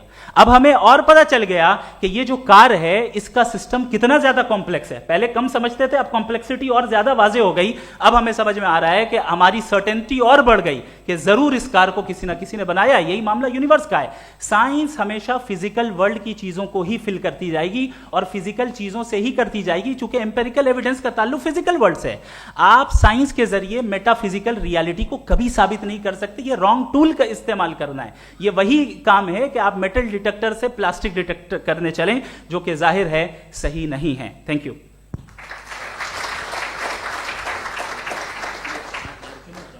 जी, ये आर्ग्यूमेंट का राउंड 2 है. हाँ. 7 मिनट है. पहले तो मैं आपसे अर्ज करूं कि आपने कहा कि जब कायनात ही नहीं थी तो वक्त भी नहीं था, कुछ भी नहीं था. कैसे नहीं था? खुदा था. एक एग्जिस्टेंस तो था ना खुदा का. तो जब खुदा था तो वक्त भी होगा. ऐसा नहीं कि कुछ भी नहीं था, खुदा था. अच्छा, बाकी एक आपने कहा साहब आप साबित कीजिए, आपके पास भी लॉजिक है या मेरे पास भी लॉजिक है. मेरा जिम्मेदारी नहीं है साबित करना कि खुदा है. बर्टन रसल ने एक बड़ी अच्छी बात कही। बर्टन रसल ने एक बड़ी अच्छी बात कही। मैं आपसे अगर ये दावा करूं कि एक चाय की केतली मरीख के चारों तरफ घूम रही है, मार्स के चारों तरफ, तो यह आपका काम नहीं है कि आप साबित करें कि कोई चाय की केतली नहीं है। ये मेरा काम है, मैंने दावा किया है। ये दावा तो मजहबी लोग करते हैं कि खुदा है, मैं क्यों साबित करूं कि नहीं है? जब तक आप मुझे कन्विंस नहीं कर देंगे मैं नहीं मानूंगा। आपकी जिम्मेदारी है, मेरी जिम्मेदारी नहीं है। दोयम ये कि ये जो आप कह रहे हैं, जो गैप्स हैं, ये गैप जब जब किसी मजहब को चैलेंज करते हैं, जब ऐसा कोई बात आती है तो हंगामा हो जाता है कि जब वो चैलेंज करें किसी फेथ को। ये तमाम साइंस जो है इसे मुख्तलिफ जगहों पे मुख्तलिफ वक्तों में मजहब ने रोकने की कोशिश की है। ये किताब है religion and science Burton Russell की, पढ़िएगा, अच्छी लगेगी आपको। तारीख ही है साइंस, मजहब की साइंस से उसका यही रिश्ता है। अच्छा, अब ये हम सोचें कि बहरहाल ये वजूद जो है मजहब और ये बिलीव इन गॉड इंसान को बेहतर बना देता है, तो एक काम कीजिए, हिंदुस्तान वर्ल्ड का नक्शा लीजिए और मार्क कीजिए कि रिलीजन कहाँ कहाँ ज़्यादा है, कहाँ कहाँ, चाहे वो लैटिन अमेरिका हो या मिडल ईस्ट हो या फार ईस्ट हो या हिंदुस्तान के वो इलाके जहाँ मजहबियत ज़्यादा है। रख दीजिए नक्शा अलग। अब दूसरा नक्शा कि कहाँ कहाँ नाइंसाफ़ी, रिप्रेशन, औरतों के हुकूक की पामाली, जुल्म, डिक्टेटरशिप कहाँ है, नक्शा एक ही होगा। तो आप मुझे बताएं कि जो इसका तरकीब इस्तेमाल क्या है, खुदा का तरकीब इस्तेमाल तो बताइए। आप छोटी सी दवा सड़क पे बेचते हैं, उसकी भी तरकीब इस्तेमाल बताते हैं। इसके इस्तेमाल से तो फायदे नहीं हुआ किसी को। जो सारे के सारे खराब मुल्क हैं, खराब समाज है, वो सारे जुल्म खुदा के नाम पे करते हैं। वो गलत करते हैं, सही करते हैं, मुझे क्या लेना देना उससे। इस्तेमाल से मालूम होता ना। एक विस्की की बोतल कभी शायद देखी हो आपने, लाल रंग की होती है, उस पर रोशनी और छपड़ा इंतहाई खूबसूरत लगती है, क्या बिगाड़ रही है किसी का? उसका इस्तेमाल गलत है, इसलिए आप उसे नापसंद करते हैं। इसका इस्तेमाल गलत है, इस तसव्वुर का इस्तेमाल ही गलत है और हमेशा से गलत हुआ है। आप देख लीजिए, इंसानी तारीख देख लीजिए, आज देख लीजिए, हिंदुस्तान देखिए, दुनिया देख लीजिए, क्या हो रहा है। इसे कैसे इस्तेमाल कर रहे हैं फेथ वाले लोग? क्या फेयर हैं, जस्ट हैं, जो अपने खुदाओं पे यकीन रखते हैं? वो किस तरह के लोग हैं? वो लोगों को इंसाफ देते हैं, वो बेहतर इंसान बने। तो इस दवा का फ़ायदा क्या है? चलो बहुत फ़ायदा हो रहा तो मैं इस्तेमाल कर लूँगा, मैं मुझे तो इस दवा का कोई फ़ायदा दिखता ही नहीं। मुझे तो ऐसा लगता, मैं एक और बात बताऊं, अगर कोई आदमी मजहबी है और अच्छा आदमी है तो मैं उसकी बहुत इज्जत करता हूँ, इसलिए कि मेरा ख्याल है मजहबी आदमी का अच्छा होना मुझसे अच्छा होने से ज़्यादा मुश्किल है। भाई हर चीज़ की एक लिमिट है। आप इतना भाग सकते हैं, इतना नहीं भाग सकते, इतना वजन उठा सकते, इतना नहीं उठा सकते, इतना दूर देख सकते हैं, इतना दूर नहीं देख सकते। उसी तरह कॉमन सेंस कहता है कि आप में नेकी का भी एक कोटा होगा। अब आप अगर सुबह जाते हैं अपनी इबादत गाह और इबादत करते हैं तो बाहर निकलते हैं तो आप तो यही महसूस करते हैं कि आपने एक बहुत अच्छा काम किया, आपकी नेकी का एक बहुत बड़ा कोटा खर्च हो गया जिससे किसी का कोई फ़ायदा नहीं हो। मैं तो नहीं जाता हूँ तो मुझे तो किसी को खाना खिलाना पड़ेगा, किसी बेवा की मदद करनी पड़ेगी, मैं अपना कोटा कैसे कंज्यूम करूं? आप अपना कोटा सारे मजहबी लोग इंतहाई यूजलेस कामों में यूज करते हैं। उसके बाद भी अगर आप में बच्ची है थोड़ी सी शराफत तो भाई वाह क्या बात है।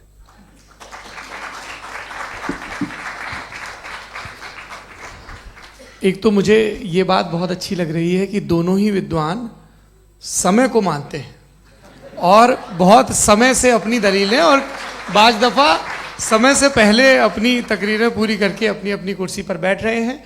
ये इस आर्ग्यूमेंट का राउंड 2 पूरा हुआ। अब रिबटल का राउंड 2 है और उसके बाद क्रॉस एग्जामिनेशन होगा। नहीं, आपका आर्ग्यूमेंट हो गया सर।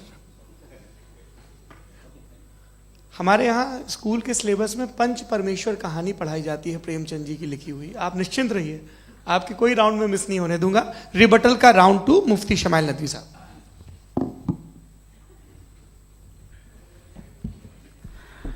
असल में जो हकीकी प्रॉब्लम है, असल प्रॉब्लम है वो ये है कि जावेद साहब के पास कॉन्सेप्ट ऑफ गॉड क्लियर नहीं है।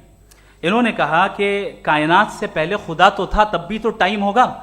ये टाइम कायनात का हिस्सा है। हम खुदा, उस खुदा को मानते हैं, नेसेसरी बीइंग का टाइमलेस होना जरूरी है, चूंकि वो टाइम का क्रिएटर है। जब उसने टाइम को क्रिएट किया तो वो खुद टाइम पे कैसे होगा? उसने जब स्पेस को क्रिएट किया तो खुद स्पेस में कैसे होगा? अगर वो टाइम एंड स्पेस को पहले से ही उसका पाबंद है तो फिर किस चीज को उसने क्रिएट किया? लिहाजा ये सवाल गलत है कि खुदा था तो टाइम होगा। बिल्कुल नहीं, टाइम के पाबंद हम हैं, खुदा नहीं है। हम फिजिकल वर्ल्ड से ताल्लुक रखते हैं, वो मेटाफिजिकल रियलिटी है। दूसरी चीज इन्होंने मिसाल दी कि चाय की केतली हवा में घूम रही होगी, और पता नहीं शायद वो बर्टन रसल का उन्होंने हवाला दिया। बहरहाल यही प्रॉब्लम है। प्रॉब्लम यही है कि हम चीजों के दरमियान डिफरेंशिएट नहीं कर पाते। ये जो आपने मिसाल दी ये इमेजिनेशन है, और मैं जो साबित कर रहा हूं वो लॉजिकल नेसेसिटी है। आप इमेजिन करने आए तो कुछ भी करें, जुपिटर में पिंक एलिफेंट होगा, यूनिकॉर्न होगा, करें, उससे कायनात पे क्या फर्क पड़ता है? उससे आप लॉजिकल नेसेसिटी साबित नहीं कर सकते। मैं तो उस प्राइम कॉज की बात कर रहा हूं, उस नेसेसरी बीइंग की बात कर रहा हूं जिसके बगैर इस कायनात का एग्जिस्टेंस मुमकिन नहीं है। दूसरी चीज, मजहब को साइंस चैलेंज करती है वगैरह वगैरह, ये हमारा टॉपिक ही नहीं है। मैं इस पे बात करूंगा तो फिर मेरा वक्त चला जाएगा। मजहब के ऊपर चूंकि हमारी डिस्कशन नहीं है, साइंस को मजहब और बिलखुसूस मैं और हमारा वर्ल्ड व्यू कम से कम साइंस को पीछे नहीं करता है, साइंटिज्म की मजम्मत करता है। इसकी वजाहत मैंने पहले कर दी। दूसरी चीज इन्होंने कहा वर्ल्ड का नक्शा लीजिए, वर्ल्ड मैप लीजिए, दो अलग अलग जगह की। हजरत मैंने ये होमवर्क किया था, और मैंने मिडिल ईस्ट का एक नक्शा लिया और यूरोप का एक नक्शा लिया। ये मजहबी इलाका और ये लिबरल और एथीस्ट इलाका। मुझे पता चला कि सबसे ज्यादा रेप केसेस जो हैं वहां पर है।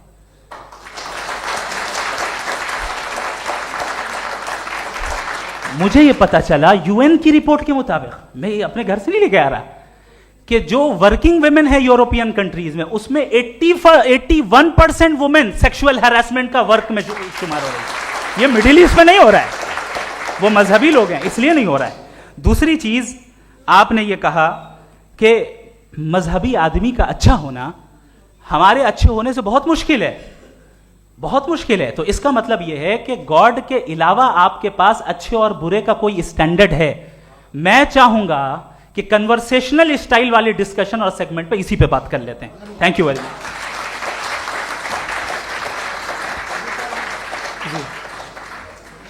ये रिबटल का राउंड 2 है। आपके पास 5 मिनट का वक्त है, और इसके बाद क्रॉस एग्जामिनेशन शुरू करेंगे। आप चाहें तो जो इन्होंने सवाल पूछे उनके जवाब आप रिबटल में भी दे सकते हैं। जी जी, देखिए पहले तो ये बात कि ये मिसाल गलत नहीं है, गलत है। इन्होंने पहले ही हमको डिसार्म कर दिया, कह लिया अकल से मामला सॉल्व नहीं हो सकता, लॉजिक से आप पहुंच नहीं सकते। ये एक मेटाफिजिकल चीज़ है। मेटाफिजिकल अजीब सा लफ्ज़ है, ठीक से किसी को माने नहीं मालूम इसके, तो ऐसा लगता है कुछ बड़ी चीज़ है। अरे भाई क्या होता है मेटाफिजिकल, बताओ, खड़ी हो। ये एक लफ्ज़ है जो कहीं भी इस्तेमाल हो जाता है। जब आप एक बात कर रहे हैं और आप मुझसे बहस कर रहे हैं तो मुझे मेटाफिजिकल मत बताइए, आप लॉजिकली मुझे प्रूफ किए। और अगर लॉजिकली आप नहीं बात करते साहब ये मेटाफिजिकल है, तो फिर हम आप बात क्या कर रहे हैं? मेरा आपका किस ज़बान में कॉन्वर्सेशन होगा? और ये कहना कि वक्त पहले नहीं था, तो फिर क्यों कहते हैं ये हमेशा से और हमेशा रहेगा? हमेशा वक्त है, तो आप कैसे कहते हैं वो हमेशा से है और हमेशा रहेगा? हमेशा का मतलब है कोई वक्त, अगर वक्त ही नहीं है तो हमेशा कैसे? बाहर वो रहेगा। अब मैं ये देखता हूँ, आपने कहा ना कि वहाँ रेप ज़्यादा होते हैं, तो हम एक बात देखते हैं कि ये दुनिया जिस पे वो कादर मुतलक है, जिसकी मर्ज़ी के बगैर पत्ता भी नहीं हिलता, ओमनीपोटेंट है, ये दुनिया चल कैसे रही है? और इस दुनिया का हाल क्या है? 45,000 बच्चे जो 10 साल की उम्र से कम थे वो गाजा में मरे। भूख से काला हांडी में बच्चे मरते हैं और डिप्थेरिया से मरते हैं। डिप्थेरिया अजीब मर्ज है, गले में जाली बनना शुरू होती है, बच्चा नीला हो जाता है, गरीब का बच्चा, इसलिए कि उपास इलाज में। ये कादर मुतलक है जो चाहे कर दे, इससे आप दुआएं मांगते हैं हमारी ये काम कर दे वो कर दे, तो इसका मतलब डे टू डे लाइफ में वो इंटरफेयर करता है और ये देख रहा है वो। अगर वो वाकई भी है फॉर डिस्कशन सेक, तो मैं जब दुनिया देखता हूँ तो मेरे दिल में उसके लिए कोई इज्जत नहीं पैदा होती। ये क्या कर रहे हो तुम पूरे ऑल पावरफुल हो, ओमनीपोटेंट हो, ओमनी प्रेजेंट हो। तुम तो वहां गादा में रहे होगे ना, तुम हर जगह हो। तुम देख रहे थे कि बच्चे की कैसे धज्जियां उड़ रही, तुम देख रहे थे, और तुम चाहते हो मैं तुम्हारी परस्तिश करूंगा, तुम हो भी। अरे यार, इसके अच्छे तो हमारे चीफ प्राइम मिनिस्टर हैं, कुछ तो ख्याल करते हैं। कमाल है, आप किसकी इबादत कर रहे हैं? अगर वो है भी, ये दुनिया नाइंसाफी से, जुल्म से, जबर से, तशद्दुद से भरी हुई है। और आप ये मत कहिएगा कि वो देख रहा है और वो बताएगा एक दिन। अगर वो देख रहा है और इंटरफेयर नहीं करता तो आप दुआ क्यों मांगते?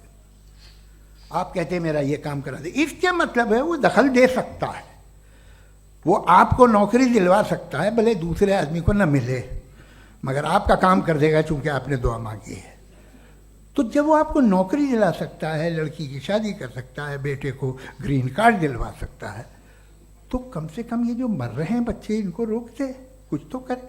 मुझे तो दुनिया में, इस दुनिया का कोई मालिक है, इसका ओमनीपोटेंट कोई रूलर है, और ये दुनिया ऐसी चल रही है। मैं तो चाहूंगा कि भाई ना हो, अगर हो तो बड़ी शर्मिंदगी की बात है। शुक्रिया।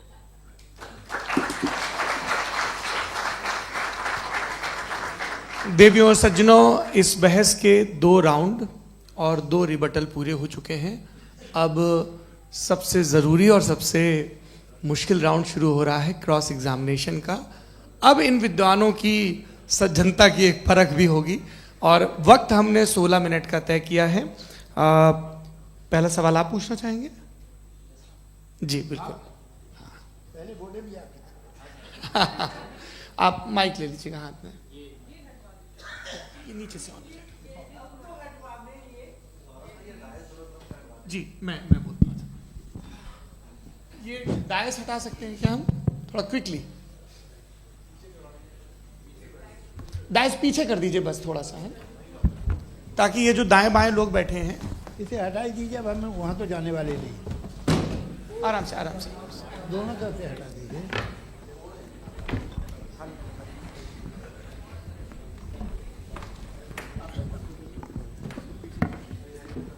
इस बीच आप लोग भी अपने अपने सवाल तैयार कर लें। ये ध्यान रखेंगे कि मैं यहाँ से सवाल लूँगा, आप लोगों को अपना हाथ ऊपर करना है, अपना नाम बताना है, और अधिकतम 3 वाक्यों में अपना सवाल पूरा करना है। कई लोग सवाल की जगह भाषण देने लगते हैं, उससे आज बचना है।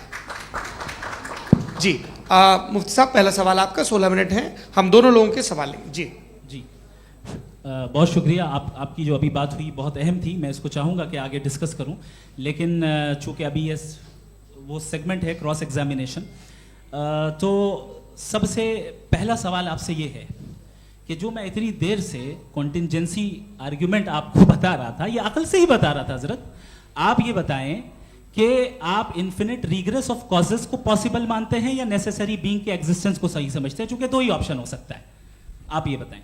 देखिए, आपको मैं ईमानदारी से बात करूं, एक तो मैं कॉन्टिजेंसी वर्ड ठीक से समझता नहीं, और इस वक्त भी जो आपने अंग्रेजी के अल्फाज इस्तेमाल किए वो ज़रा थोड़े से मुझे डिफ़िकल्ट और कॉम्प्लिकेटेड लगे, तो आप ज़रा सिंपल ज़बान में सवाल कर सकते हैं? बिल्कुल कर सकता हूँ जी।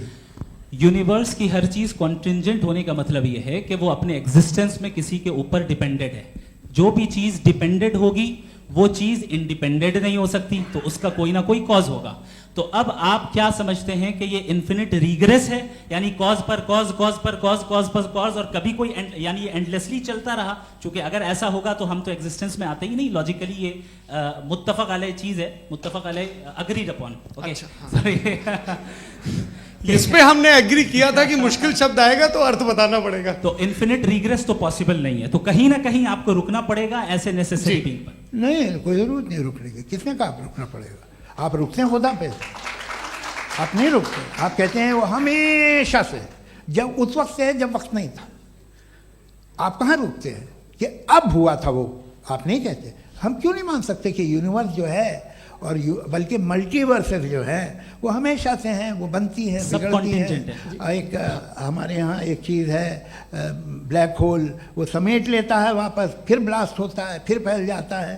और इसमें हमारी तो खैर कोई औकात ही नहीं है। इंसान की एक छोटे से जर्रे पे हम 50-60 साल की उम्र रखते हैं, जो करोड़ों अरबों साल की कायनात है उसमें, और पैदा भी नहायत ही बेहुदा वजह से हुए थे।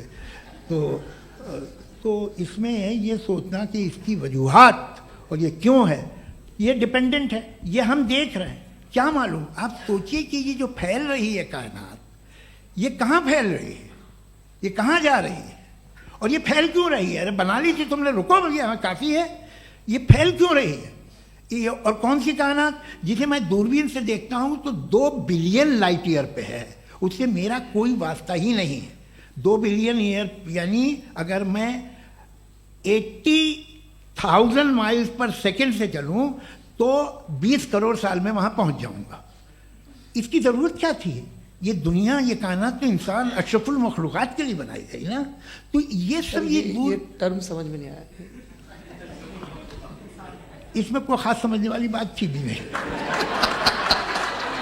ये जो अल्टीमेट कहा यह जाता है कि ये जो पूरी यूनिवर्स है, ये जो दुनिया है, ये इंसान के लिए बनाई गई। अच्छा, ये सब इंसान के लिए। क्यों साहब, सही है ना?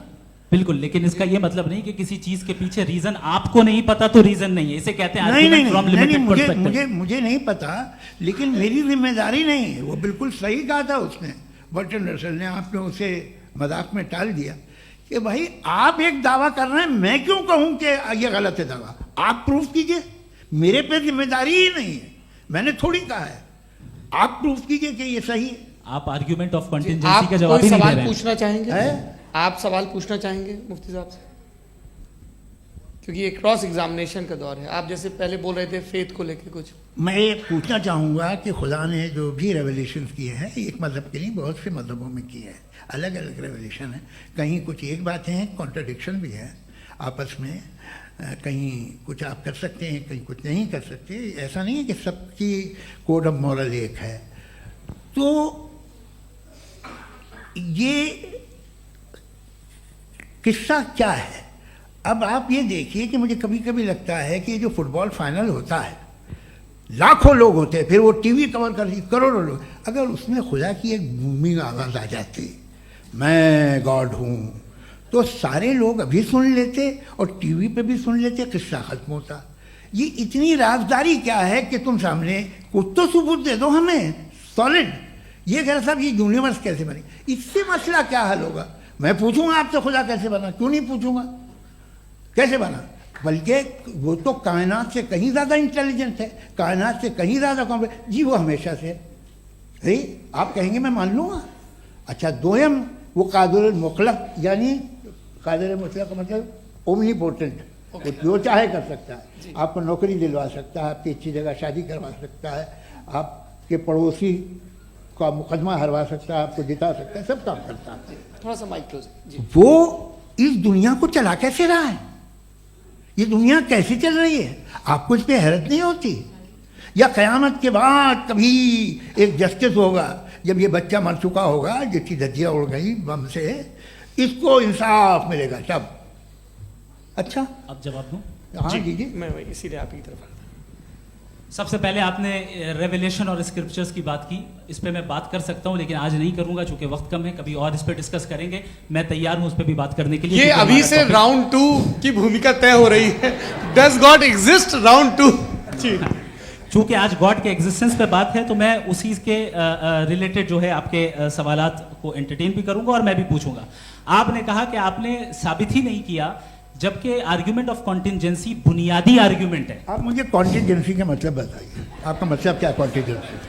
कॉन्टिजेंसी का मतलब यह हुआ कि हर वो वजूद जो किसी भी चीज का पाबंद है, हर वो वजूद या हर वो चीज जो अपने एग्जिस्टेंस में किसी भी चीज के पाबंद है और उससे बाउंड है, उसको उसकी जरूरत है, उस पर डिपेंड करती है, तो जाहिर सी बात है कि उसका कोई ना कोई कॉज होता है। ये तो अक्ल की बात है।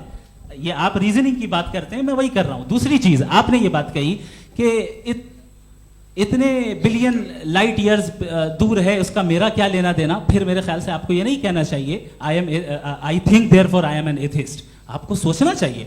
सिर्फ आप एक लिमिटेड दायरे में रहकर नहीं सोचें, बल्कि बाहर निकलकर सोचें। आपने तीसरा सवाल किया, आपने 2-3 सवाल एक साथ किए। ऐसी बातें ना कीजिए, कुछ लोगों को इतराज हो जाएगा आप पे कि आप कुछ भी सोचिए, ये इजाज़त आपको है नहीं, मुझे है।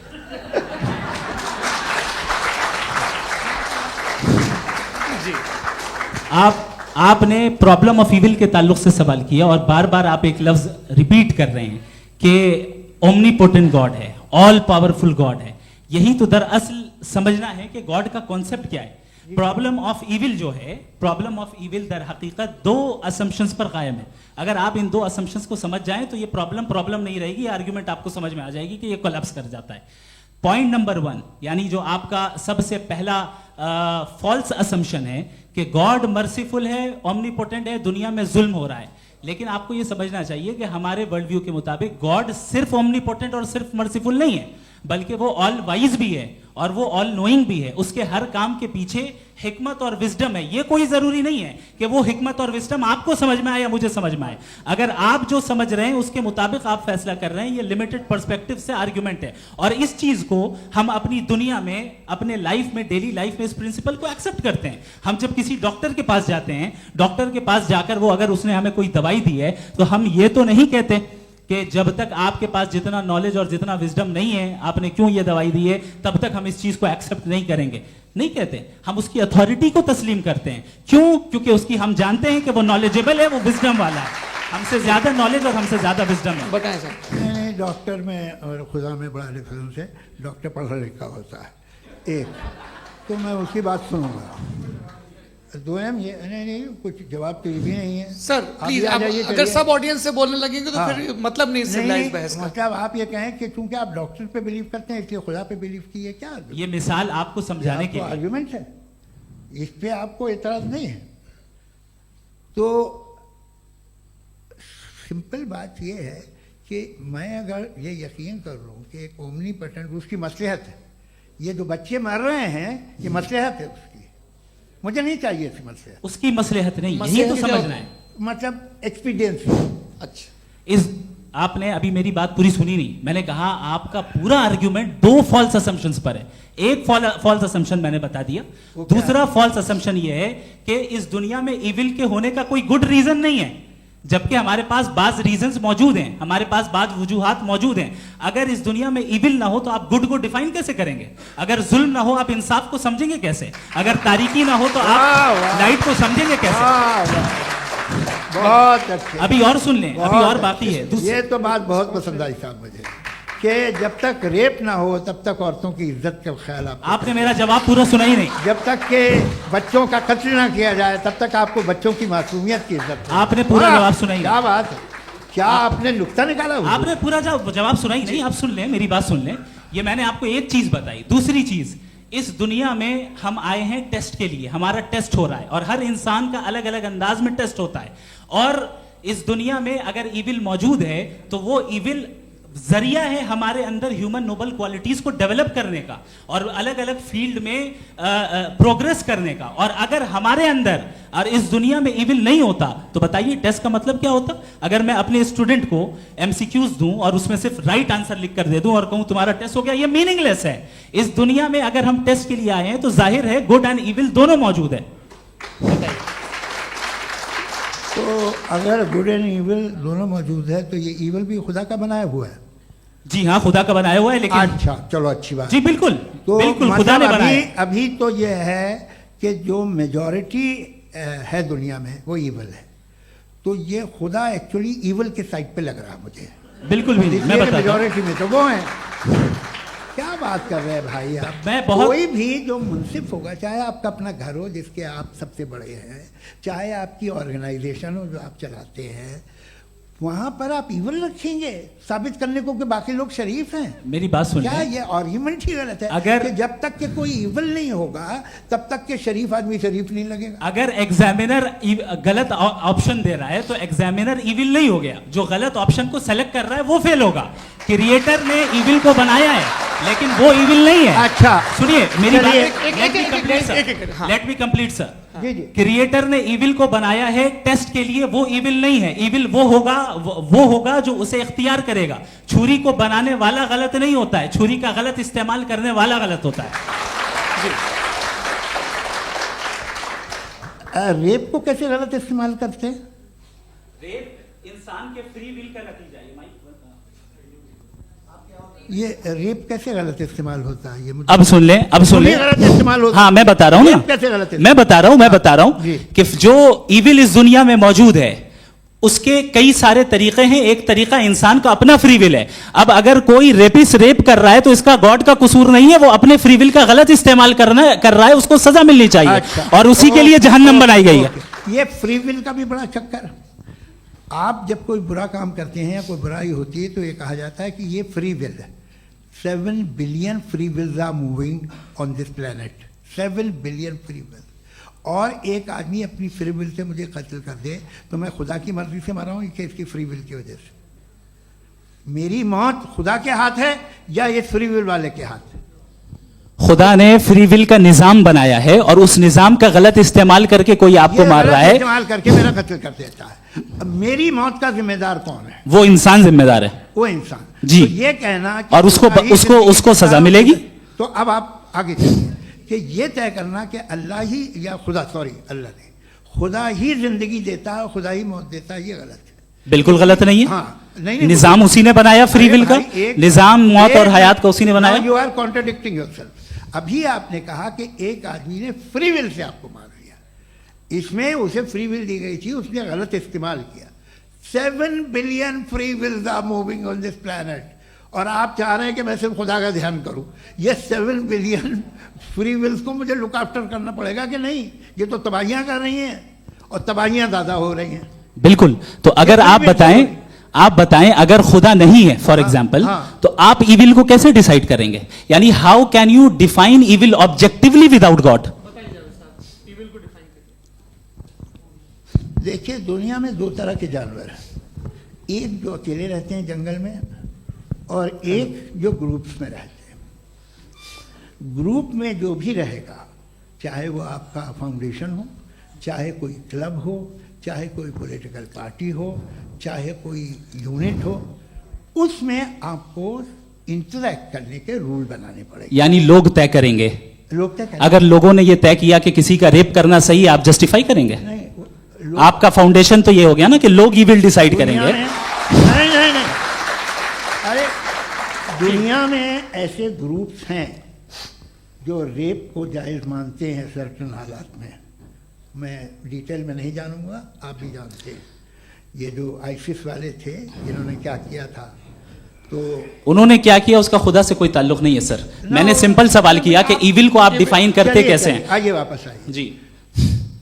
आप साथ में तभी रह सकते हैं जब कुछ आप ऐसे उसूल डेवलप करें जिसमें हर एक का बेसिक तहफ़्फ़ुज़, हर एक का बेसिक राइट हो और हर एक को कोई आराम मिले।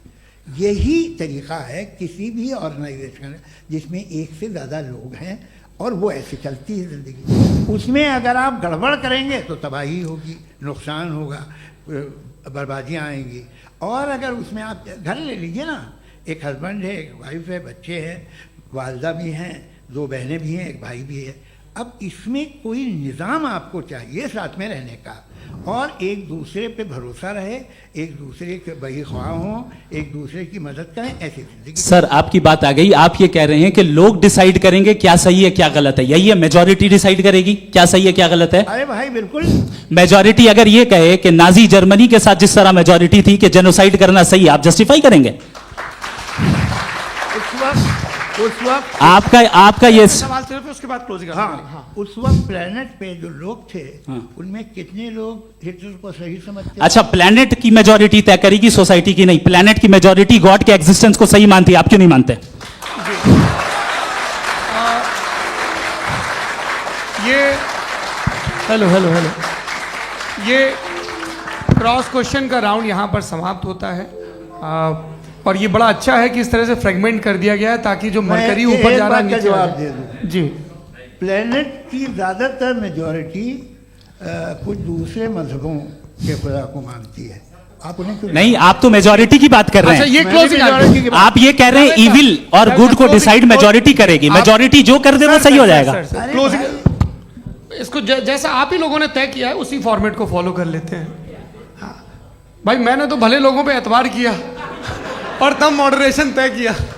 जी आपके पास 5 मिनट का वक्त है, क्लोजिंग आर्ग्यूमेंट है, उसके बाद हम ऑडियंस से क्वेश्चन आंसर लेंगे जावेद साहब के क्लोजिंग आर्ग्यूमेंट के बाद। ओके, टाइम स्टार्ट्स बहुत शुक्रिया जी। हमारा जो टॉपिक है डज गॉड एग्जिस्ट, मैं इस पे इतने एकेडमिक तैयारी करके आया था, मुझे था कि मैंने सोचा था कि कई सारे मैं आर्ग्यूमेंट्स दूंगा, लेकिन वक्त की भी किल्लत और जावेद साहब बार बार इधर उधर चले जा रहे थे तो उसको भी थोड़ा एंटरटेन करना पड़ गया। डज गॉड एग्जिस्ट पे मैं एक ही आर्ग्यूमेंट दे पाया, आर्ग्यूमेंट्स बहुत हैं और डेफिनेटिव आर्ग्यूमेंट्स हैं, और मेरे आर्ग्यूमेंट को किसी एक राउंड में भी इन्होंने एंटरटेन नहीं किया और रेफ्यूट नहीं किया, एक राउंड में भी नहीं, एक राउंड में भी नहीं, और ना ही अभी अभी आपका क्लोजिंग आर्ग्यूमेंट आएगा, नहीं वो बता देना। Argument of contingency sir. अरे मैं आपसे कई बार कह चुका हूँ कंटीजेंसी का मतलब अब मैं कैसे समझाऊं आपको आपस में, हाँ आप और कितने आसानी से समझाऊं मैं, मुझे तो नहीं समझ में आ रहा है। आप अपनी आर्ग्यूमेंट ऑफ कंटीजेंसी उर्दू में बोल सकते हैं। हाँ आप अपनी बात पूरी कर लें जी, आखिरी 4 मिनट। दूसरी चीज, just a minute please ma'am, can I talk. दूसरी चीज ये है कि आपने एक तो इसका जवाब नहीं दिया, दूसरा आपने गॉड के ना होने पर कोई डेफिनेटिव आर्ग्यूमेंट नहीं दिया, सिर्फ मजहब पे बात कर रहे हैं आप।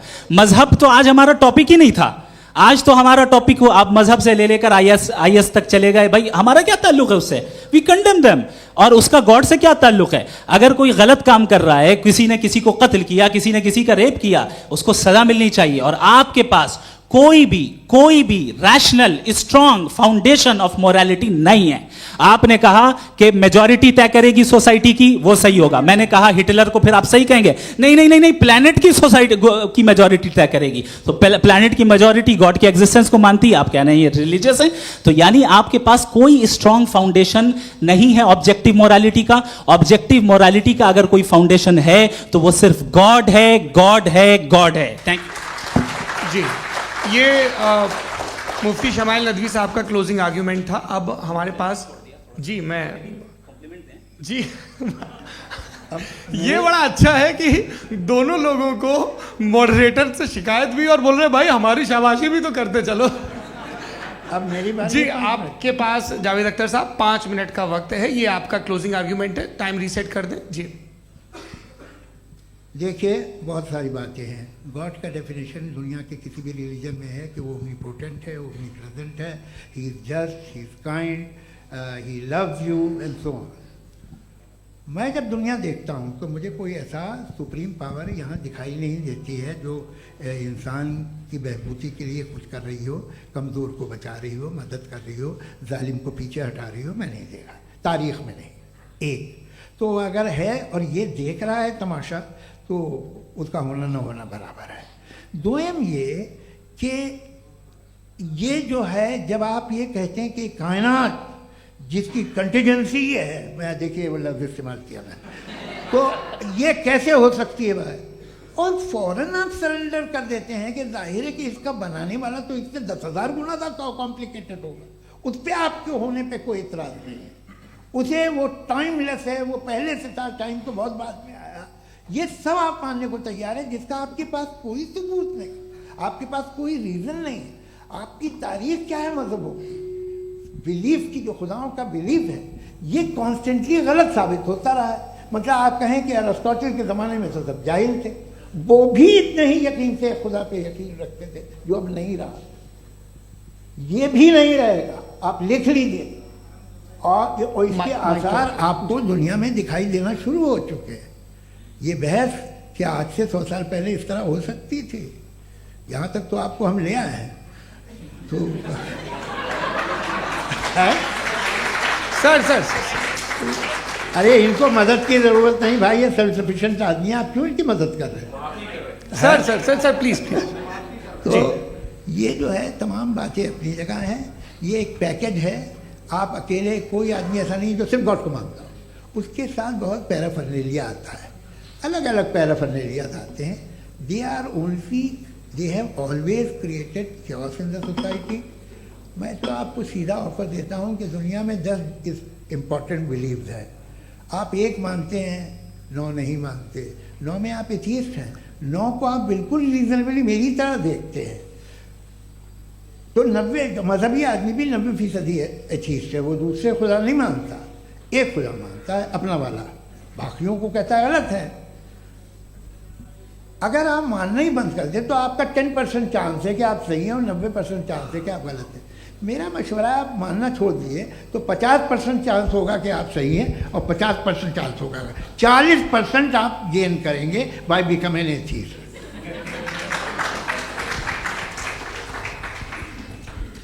ये एक फरसूदा ख्याल है, ये ख़त्म हो रहा है। हो सकता है मेरी ज़िंदगी में ना हो, लेकिन ये हो जाएगा।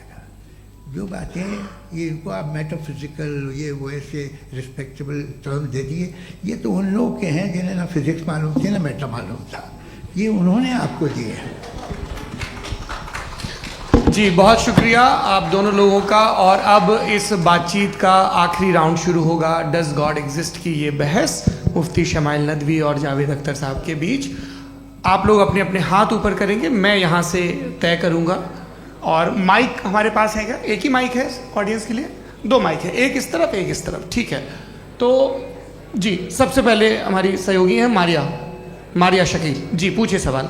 थोड़ा सा रुकेंगे ताकि कैमरे का फ्रेम आप पर आ जाए, आपकी तो प्रैक्टिस है टीवी की। जी नदवी साहब, मैं खुदा को मानती हूँ, पहले मैं इसी प्रमाइस से शुरू कर रही हूँ और ये बता रही हूँ आपको, मैं मानती हूँ। लेकिन कुछ सवाल हैं जो जावेद साहब ने उठाया, उसका जवाब आपको देना चाहिए।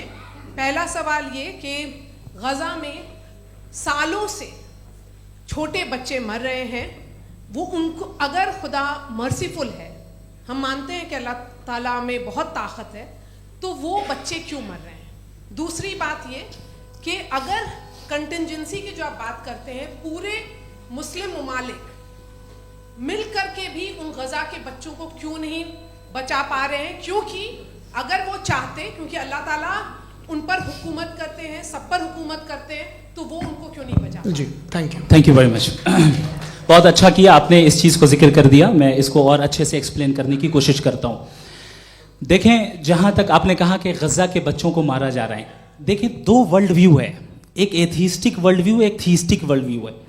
बच्चे मर रहे हैं दोनों वर्ल्ड व्यू में, लेकिन हमारा वर्ल्ड व्यू कह रहा है कि रिकॉम्पेंस है, ये कह रहे हैं कि उनका मरना बेकार जाने वाला है, कोई उसका रिकॉम्पेंस नहीं है, चूंकि इनके यहाँ आखिरत और अल्लाह का कोई तसव्वुर या गॉड का कोई तसव्वुर नहीं है। आपने ये सवाल किया कि गॉड मर्सीफुल है, क्यों नहीं रोकता? ये मैंने बताया कि ये मिसकंसेप्शन है लोगों के दरमियान कि गॉड को सिर्फ मर्सीफुल और ओमनीपोटेंट समझते हैं। गॉड के सिर्फ यही 2 एट्रीब्यूट्स नहीं हैं, गॉड के कई सारे एट्रीब्यूट्स हैं, उनमें से अल हकीम भी है, उनमें से ऑल वाइज भी है, ऑल नोइंग भी है। लिहाजा अगर इस दुनिया में किसी को तकलीफ आ रही है और गॉड उसको नहीं रोक रहा है, वो इसलिए नहीं रोक रहा है चूंकि इंसानों को फ्री विल दिया गया है।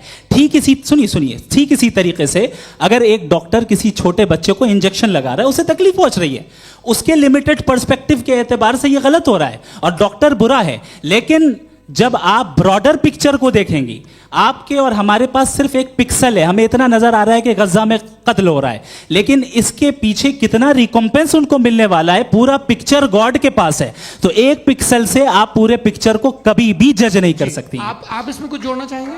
आपको कुछ बोलना है इसमें? भैया आपने बहुत अच्छा जस्टिफिकेशन दिया, या आप वो जो वहाँ के प्राइम मिनिस्टर इजराइल के उन्हें भेजिए, वो बहुत खुश होंगे। आप जस्टिफिकेशन दे देना कि अगर गॉड नहीं है तो बच्चे क्यों मर रहे हैं, आप बताएं। वो ये सवाल पूछ रहे हैं कि अगर आप ईश्वर का अस्तित्व नहीं मानते हैं तो उन बच्चों की मौत को आप कैसे इंटरप्रेट करते हैं? भाई ये दुनिया जो है, जो ताकतवर लोग होते हैं वो एक नाइंसाफ़ी करते हैं। तो ये अच्छा काम है आपके नजदीक, तो नेचर नाइंसाफ़ी पे मबनी है। अरे मेरे भाई, आप नेचर की कहाँ बात कर रहे हैं, तो इंसान की बात कर। तो फिर जब मैं इंसान की बात कर रहा था, आप नेचर की बात करने लग गए। क्रॉस एग्जामिनेशन नहीं। हाँ, अब आप मुझे बोलने नहीं देंगे तो अलग बात है, आप बोलिए, मुझे कोई जल्दी नहीं। जी नहीं, ये क्रॉस एग्जामिनेशन मुझे बोल तो लेने दीजिए। जी बोलिए। क्या बात ये है कि ह्यूमन सोसाइटी तभी साथ में रह सकती है जब वो मोहब्बत से, एकता से, एक दूसरे के एहतराम करके रहे। इसके अलावा पॉसिबल नहीं है, अकेले तो इंसान रह नहीं सकता। वहाँ पर कुछ लोग हैं जो फाउल करते हैं, वो फाउल हमेशा से तारीख में होता आया है।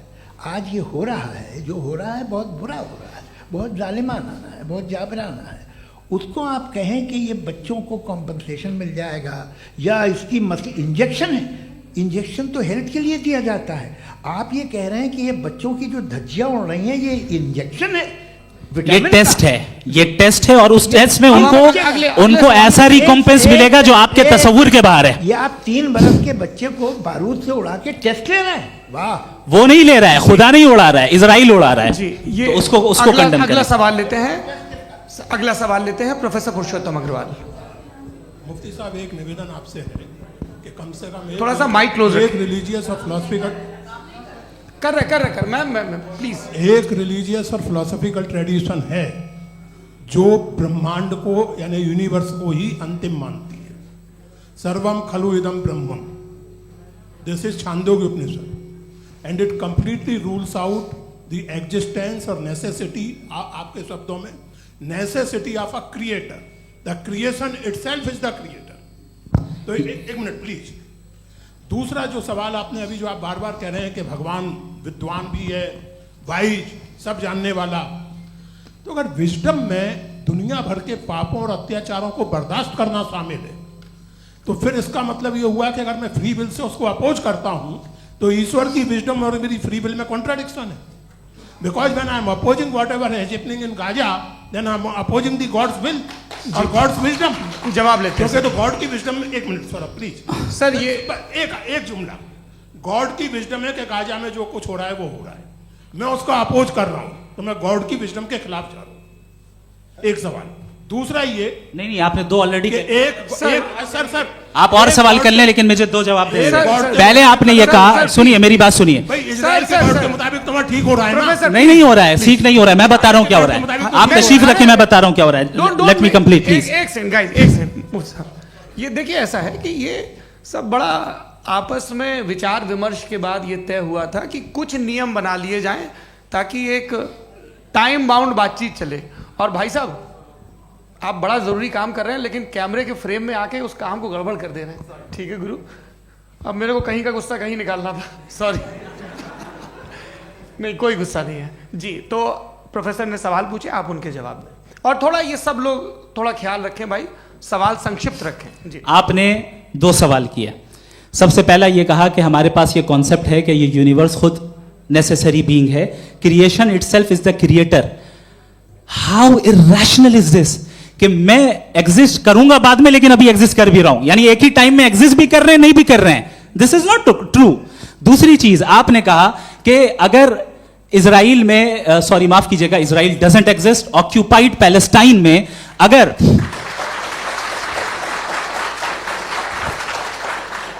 ऑक्यूपाइड पैलेस्टाइन में बच्चों को मारा जा रहा है फ्री विल की वजह से और गॉड नहीं रोक रहा, ये कॉन्ट्रडिक्शन है। ये बताइए कि एक एग्जाम में एक बच्चा गलत आंसर लिख रहा है, सुनिए, एग्जामिनर चाहे तो रोक सकता है, क्यों नहीं रोक रहा है? ये कॉन्ट्रडिक्शन है, ये कॉन्ट्रडिक्शन नहीं है। माइक नहीं सर, ये आपस में जी, ये क्या आपका सवाल? माइक दीजिए। फ्री विल दिया गया है टेस्ट के लिए, अकाउंटेबिलिटी के लिए। अगर फ्री विल नहीं होता तो आप कहते हैं हमें रोबोट बना दिया गया। नॉट मिसरिप्रेजेंट माय पोजीशन, आपकी जो भी पोजीशन, मैं अपनी फ्री विल के नाते, अपने ह्यूमन विजडम के नाते गाजा में हो रही अत्याचार का विरोध करता हूं। बिल्कुल करना चाहिए। आपके हिसाब से मैं गॉड की विजडम का विरोध कर रहा हूं? बिल्कुल नहीं, जो हो रहा है गॉड, बिल्कुल भी नहीं, बिल्कुल भी नहीं। उसका वहां पर गाजा में कत्ल होना ये इंसानों के गलत इस्तेमाल का नतीजा है, फ्री विल के इस्तेमाल का नतीजा है। गॉड इसका हुक्म नहीं देता, उससे रोकता है। यही तो मसला है ना, आपके लिए कॉन्सेप्ट क्लियर? नहीं भाई, आपने तो बताया था इंजेक्शन लगाने से बच्चे को तकलीफ होती है, ये इंजेक्शन लगा। सर आप ऐसे रेटोरिक स्टेटमेंट दे तब तो कोई मसला नहीं आपने समझते बोला कि रहेंगे। Injection this is a rhetoric statement, this is not a logical argument sir. I am sorry, I am sorry. आखिरी 30 मिनट बड़े मुश्किल होने वाले हैं जी। मुफ्ती साहब आगे बैठे हैं, इनको माइक दीजिए। हाँ, तरुण माइक आप अपने पास रखिए, आपको कैमरे का फ्रेम पता है जी। सबसे पहले दोनों को मुबारकबाद। एक सर अपना आप नाम बता दें। आप अमेरिका में शिकागो में रहते हैं, इतना मुझे याद है। बताया आपको, यासिर नदीम अलवाजदी मेरा नाम है। जावेद सर, आपसे क्वेश्चन है इन्फिनिट रिग्रेस के ताल्लुक से। एक हाइपोथेटिकल सिनेरियो है, मसलन अगर आप सर माइक थोड़ा सा प्लीज क्लोज रखिए जी। अगर आप शायर इसलिए हैं कि आपके कोई उस्ताद शायर थे, और वो इसलिए शायर थे कि उनके कोई उस्ताद शायर थे, और इसी तरीके से हम माजी में पीछे चलते चलते चले जाएं और कहीं ना रुके, तो माफ कीजिएगा आप कभी शायर नहीं हो सकते। लेकिन आप शायर हैं, आपका शायर एग्जिस्ट करता है, इसका मतलब ये है कि आप कहीं ना कहीं रुके हैं। तो मेरा सवाल ये है कि क्या आप इन्फिनिट रिग्रेस ऑफ कॉजेस को लॉजिकल फैलेसी मानते हैं या नहीं मानते? हाँ या ना? मैं इन्हें लॉजिकल फैलेसी नहीं मानता हूँ, लेकिन मेरा प्रॉब्लम यह है कि जब मैं नहीं मानता हूँ तो I will continue with this logic जो फैलेसी नहीं हो। आप एक जगह रुक जाते हैं जाके, आप कहते हैं ये गेंद कैसे बनी, ये जजीरा कैसे बना, ये समंदर कैसे बना, ये ज़मीन कैसे बनी, और अचानक गॉड पे जाके आपको ब्रेक लग जाता है।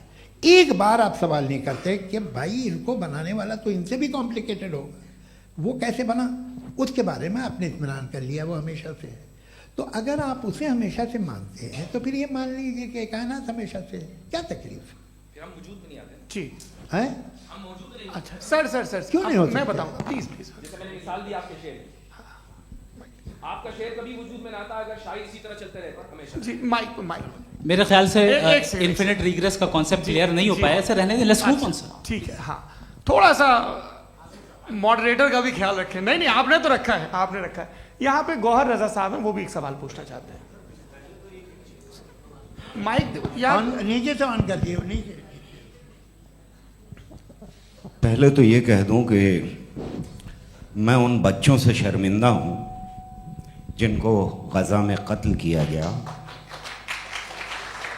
क्योंकि हमारे होते हुए कत्ल किया गया। लेकिन उससे ज़्यादा शर्मिंदगी इस बात से हुई कि मुझे लगा कि मुफ्ती साहब उसको जस्टिफाई कर रहे हैं। बिल्कुल भी नहीं, आप बहुत ही गलत मुझे बात लगा मैं गलत हो सकता हूं। बिल्कुल गलत मैं है। सवाल पूछ रहा हूं। सवाल मैं देखिए, सवाल अगर पूछ रहा हूं। एक मैं जावेद भाई से डिसएग्री करता हूं। एक सेकंड देखिए, अगर देखिए ऐसा, एक सेकंड आप सर वेट, अरे आप कुछ मेरे पहले मुझे अपनी बात कह लेने दीजिए। अगर ऑडियंस तय करेगी तो फिर मॉडरेटर का मतलब नहीं। मेरा आप सबसे ये कहना है, ये बहस दो लोगों के बीच में है, एक तरफ मुफ्ती साहब, एक तरफ जावेद साहब। पिछले 1.5 घंटे से ये लोग अपने अपने तर्क रख रहे हैं। आपकी इनसे इत्तेफाकी हो सकती है, ना इत्तेफाकी हो सकती है। मेरे उस्ताद मुझे सिखा गए हैं कि मुखामुखम में असहमति की गुंजाइश बची रहनी चाहिए। अगर मैं आपकी बहुत इज्जत करता हूं गौहर साहब, आपने जो कमाल की किताबें लिखी, साइंटिफिक टेम्परामेंट, लेकिन मेरी ये गुजारिश है आप सबसे कि यदि आप इन लोगों ने जो बोला उन पर टिप्पणियां करेंगे तो ना वक्त की पाबंदी रहेगी, ना वो अनुशासन। आप सवाल पूछ लें, उस सवाल में जो बात आ जाए वो आ जाए।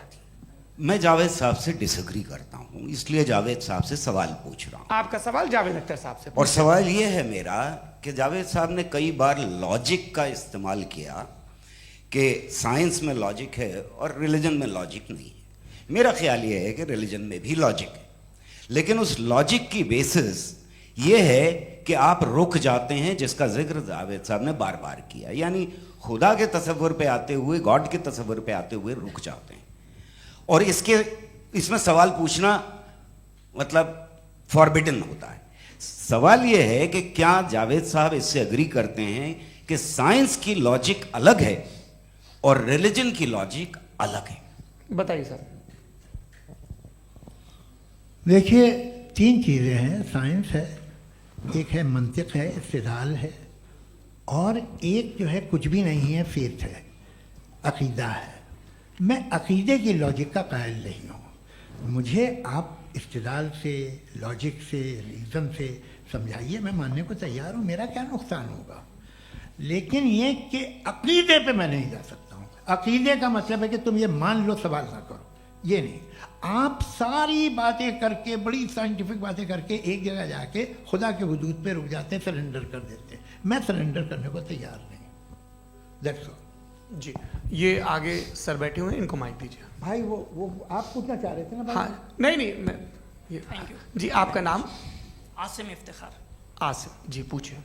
सर, जावेद सर से सवाल है कि आपने अपने क्लोजिंग माइक थोड़ा करीब रखिए। अपने क्लोजिंग स्टेटमेंट में ये बात कही थी कि मज़हब का जो फ्यूचर है वो ज़्यादा दिन नहीं जाने वाला है। लेकिन मैं देख पा रहा हूँ कि जो ऑक्सफोर्ड यूनिवर्सिटी की एक स्टडी है 2011 में हुई है, जिसके 50 एकेडमिशियंस ने इसको अंजाम दिया था, उसमें वो ये कहते हैं कि जो फेथ इन गॉड है वो इनबिल्ट है ह्यूमन नेचर के अंदर, जिसको हम कहते हैं फितरत के अंदर शामिल है वो।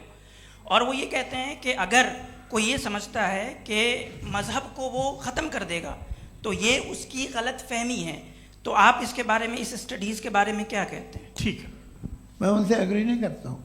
वो कौन से प्रोफेसर होंगे? ऐसा उनके क्या पास डेटा है, इन्होंने डेटा के बेस होगा। डेटा क्या हो सकता है?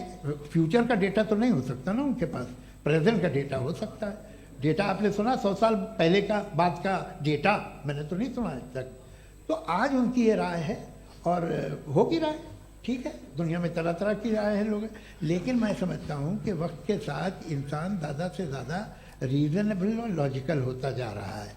आज आप देखिए वेस्टर्न यूरोप में क्या परसेंटेज है नॉन बिलीवर्स की, बहुत हाई, वहाँ चर्च खाली पड़े होते हैं। तो अल्टीमेटली तो इंसान कोई ऐसी बात बहुत अरसे तक नहीं मान सकेगा, चाहे गलत या सही, जो उससे उसके दिमाग को, उसके जहन को, उसके लॉजिक को अपील न करे।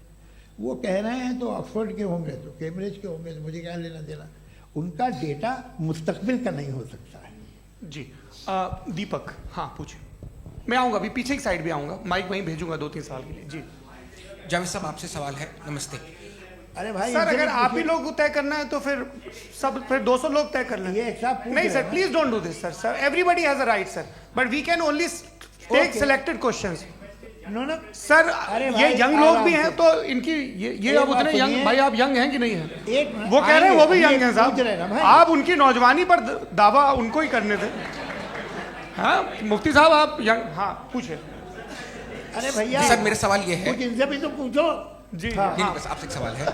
जैसे थीस्टों के पास अपने जो ईश्वर को मानते हैं उनके पास अपने सोशल गेट टुगेदर्स हैं, 5 रोज़ आज क्रिसमस आने वाला है, होली है, दिवाली है, ईद है। एथिस्ट क्या ऑफर कर रहे हैं? मतलब मैं इनकी दुकान से बोलूं मैं आना चाहता हूं उस तरफ, पर मैं अट्रैक्ट नहीं हो पा रहा हूं। मैं सोशल गेट टुगेदर्स क्या है आपके पास? वो ये कह रहे हैं कि जो धार्मिक लोग हैं, अलग अलग धर्म के लोग, उनके उत्सव त्योहार कॉन्ग्रेगेशन बहुत हैं। अब आपको मैं एक सुनाता हूँ, यहाँ हिस्टोरियन भी बैठे हैं, मृदुला जी आप बताइएगा सही है क्या। ये एक कॉन्स्टेंटाइन, एक ग्रीक रोमन बादशाह था जो क्रिश्चियनिटी आने के 400 साल बाद उसने डिसाइड किया कि मैं क्रिश्चियन हो जाऊंगा, मेरी पूरी स्टेट कैंसिल हो जाएगी। उस ज़माने में ऐसे ही होता था, राजा जो धर्म इख्तियार करता था वो जनता भी कर लेती थी, इसलिए कि वो हो गया था बैंकक्रप्ट, और उसे जो मेडिटेरियन कोस्ट के रिच क्रिश्चियन वो थे मर्चेंट, उससे पैसा चाहिए था। तो उसने कहा यार क्रिश्चियन हो जाओ।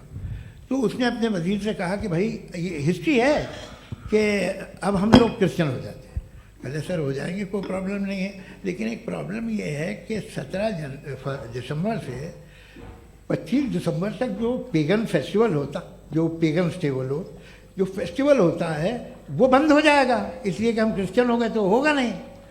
तो वो बच्चों को बहुत बुरा लगेगा, पब्लिक को बहुत इन्जॉय करते हैं, खासतौर से 25 को मेन डे। तो उसने कहा हाँ ये तो सही कह रहे हो, ये जीसस क्राइस्ट की पैदाइश कब थी?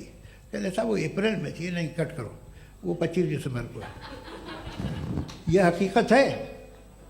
और 400 साल बाद क्रिश्चियनिटी के अप्रैल से दिसंबर ले आए, और इसलिए कि यहाँ पेगन फेस्टिवल होता था। अब मनाते हैं आप आराम से। ये जो सारे फेस्टिवल हैं ये रिलीजन से, हर एक को एक इंटरटेनमेंट डिपार्टमेंट चाहिए होता है अपनी कंपनी चलाने के लिए।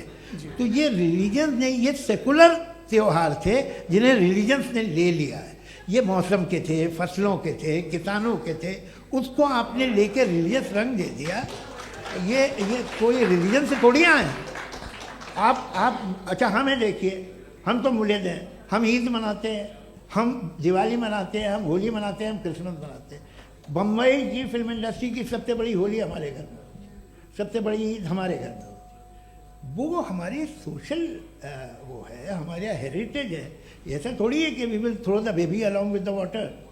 ये तो अच्छी चीज़ है, इन्हें रखो, जो बेकार है फेंक दो। जी हाँ, हेलो जी, मेरा सवाल नादवी जी से है।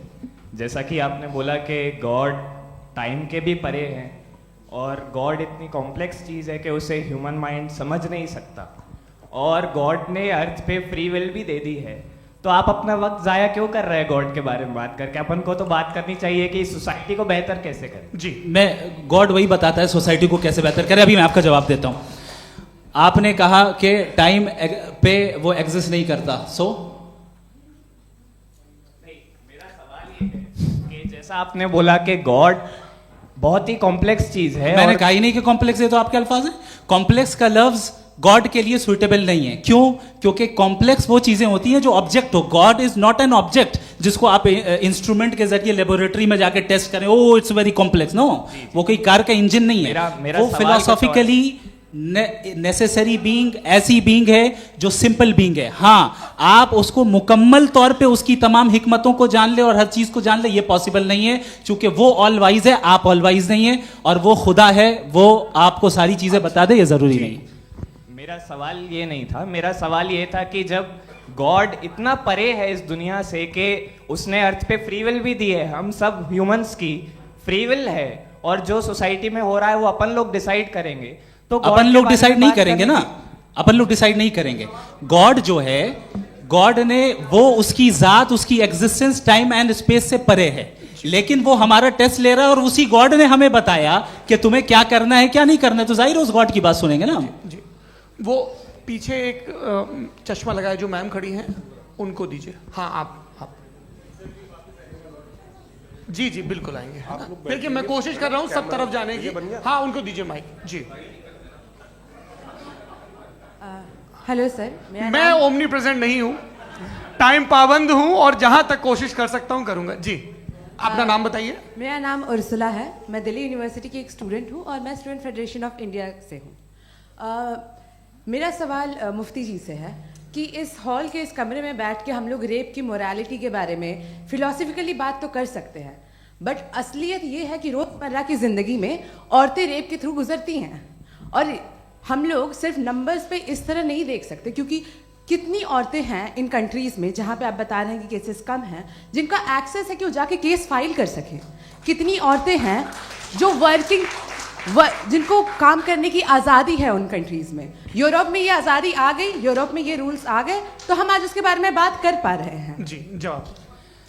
आपने ये कहा कि कमरे में बंद होकर हम लोग इस पर फिलोसफिकली बात कर सकते हैं, लेकिन हकीकत में क्या हो रहा है, वो ग्राउंड लेवल पे क्या हो रहा है, जो बहुत गलत हो रहा है, और वो सफ़र कर रही हैं। आई अग्री, बहुत गलत हो रहा है, और जो गलत हो रहा है उसको हमें रोकना है। और क्यों रोकना है, वो गलत क्यों है, हमारे पास इसका ऑब्जेक्टिव फाउंडेशन है, इनके पास उसका ऑब्जेक्टिव फाउंडेशन नहीं है। मैं ये कहना चाह रहा हूं कि जहां पे भी जुल्म हो रहा है, जहां पे भी औरत पे जुल्म हो रहा है, या उसकी इज्जत लूटी जा रही है, या उसे तकलीफ पहुंचाई जा रही है, और सिर्फ औरत नहीं, किसी इंसान के ऊपर भी जुल्म हो रहा है, तो उसके खिलाफ खड़ा होना, ये मॉरलिटी हमारे पास गॉड के पास से आई है। वरना जावेद साहब तो कह रहे हैं कि जो है मेजॉरिटी डिसाइड करेगी, तो मेजॉरिटी तो कभी भी बदल सकती है। क्या आप नातू? हाँ। ये थोड़ी सी आपको गलतफहमी है। मैं अगर मेरे जुमले से ये मदनत निकला या मैंने कहा, तो ये जुमला मैं वापस लेता हूँ। ये मेरा मतलब ही नहीं था कि मेजॉरिटी डिसाइड करेंगे। मेजॉरिटी डिसाइड करे तो दुनिया में बड़ी, वैसे आपने कहा था ये जुमला। अच्छा, हो सकता है, मैं मान रहा हूँ, बाद में रिकैप कर लेंगे। अरे एक सेकंड, मैं अपनी एक्सप्लेनेशन देता हूँ। मुनासिब बात यह है कि हम सब के सब दिल में जानते हैं कि क्या अच्छा है क्या बुरा है, हमें पता है अच्छी तरह से। जो लोग बुरे काम करते हैं उन्हें भी मालूम अच्छा क्या है। यही तो सवाल था हजरत कि फिर ये मोरालिटी आई कहां से? Cross examination. हाँ जी, हाँ। मोरालिटी साथ रहने की डिजायर से आई है, यानी साथ रहकर जो कुछ कह दे, जो कुछ कर दे, वो हो जाएगा? नहीं नहीं, तो आप कायदे से रह ही कर सकते हैं जब तक लोगों में मोरालिटी हो, वरना क्यास हो जाएगा। ये आपको कैसे पता? जी, हमने देखा ना, जहाँ मोरालिटी का क्यास हो गया, हम देखते हैं। कहाँ पे देखते भाई? दुनिया में। आप जो कह रहे हैं, आप कहीं पे अगर गलत हो रहा है, इस बहस तो के उसको बाद आप मैं गलत देखिए। आप एपिस्टेमोलॉजी की बात कर रहे हैं, मैं ऑन्टोलॉजी की बात कर रहा हूं। मैं इस बहस के बाद आप दोनों लोगों को चाय पे होस्ट करूंगा, वहां पे क्रॉस एग्जामिनेशन कर लीजिएगा। अभी ऑडियंस का हक मार रहे हैं आप लोग भाई, सर जस्ट लोग हैं आप लोग। और ये भाई ये एक हाँ, उधर आएंगे, इनको भी। जी सर, आएंगे। अच्छा सर, मेरा नाम लईकुर रहमान है और मैं अलीगढ़ मुस्लिम यूनिवर्सिटी का स्टूडेंट हूँ, और जहाँ तक मुझे पता है कि sir you are also product of Aligarh Muslim University. मैं भी उसी चमन का बुलबुल। हाँ सर, तो बहुत खुशी हुई मुझे जान करके कि मैं आपसे मिलूंगा। सवाल सर, मेरा सवाल ये है, सर सैयद अली रहमा का नज़रिया ये था कि खुदा के वजूद को अक़ल के दायरे में रह कर के तलाश करना, न कि पूरी तौर से उसका इनकार कर देना। Sir, how will you define it? नहीं, तो ये तो आप इन्हें बताइए। ये सवाल आपसे खुदा का वजूद साबित कर रहे हैं, तो सर आपने इनकार कर रखा है, इस वजह से मेरा क्वेश्चन। उन्होंने यही सर से, एक सेकंड, सर सैयद ने यही कहा ना कि अक्ल से आप खुदा के वजूद को साबित नहीं कर सकते, यही कहा ना भाई। वो उन्होंने कहा कर सकते हैं, और वो कर दिया गया आज। वो फोन तलाश करना या साबित करना अकल से ताल्लुक, अकल से नहीं हो सर अरे सवाल तो सुन लीजिए जी। अकल से नहीं हो सकता है, यही कहा ना आपने। अकल से हो सकता है।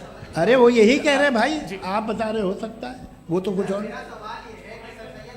आप अगर सर देखो नौजवान फोन ले लो, वो इतनी कमाल की यूनिवर्सिटी है। अरे भाई दे दो उन्हें जरा, एक मिनट दे दो भाई, मेरी बात सुनो, माइक पे बोलो ताकि जो लाखों लोग देख रहे हैं। माइक दे दो ना। अरे देंगे ना माइक, तुम ठहरो तो।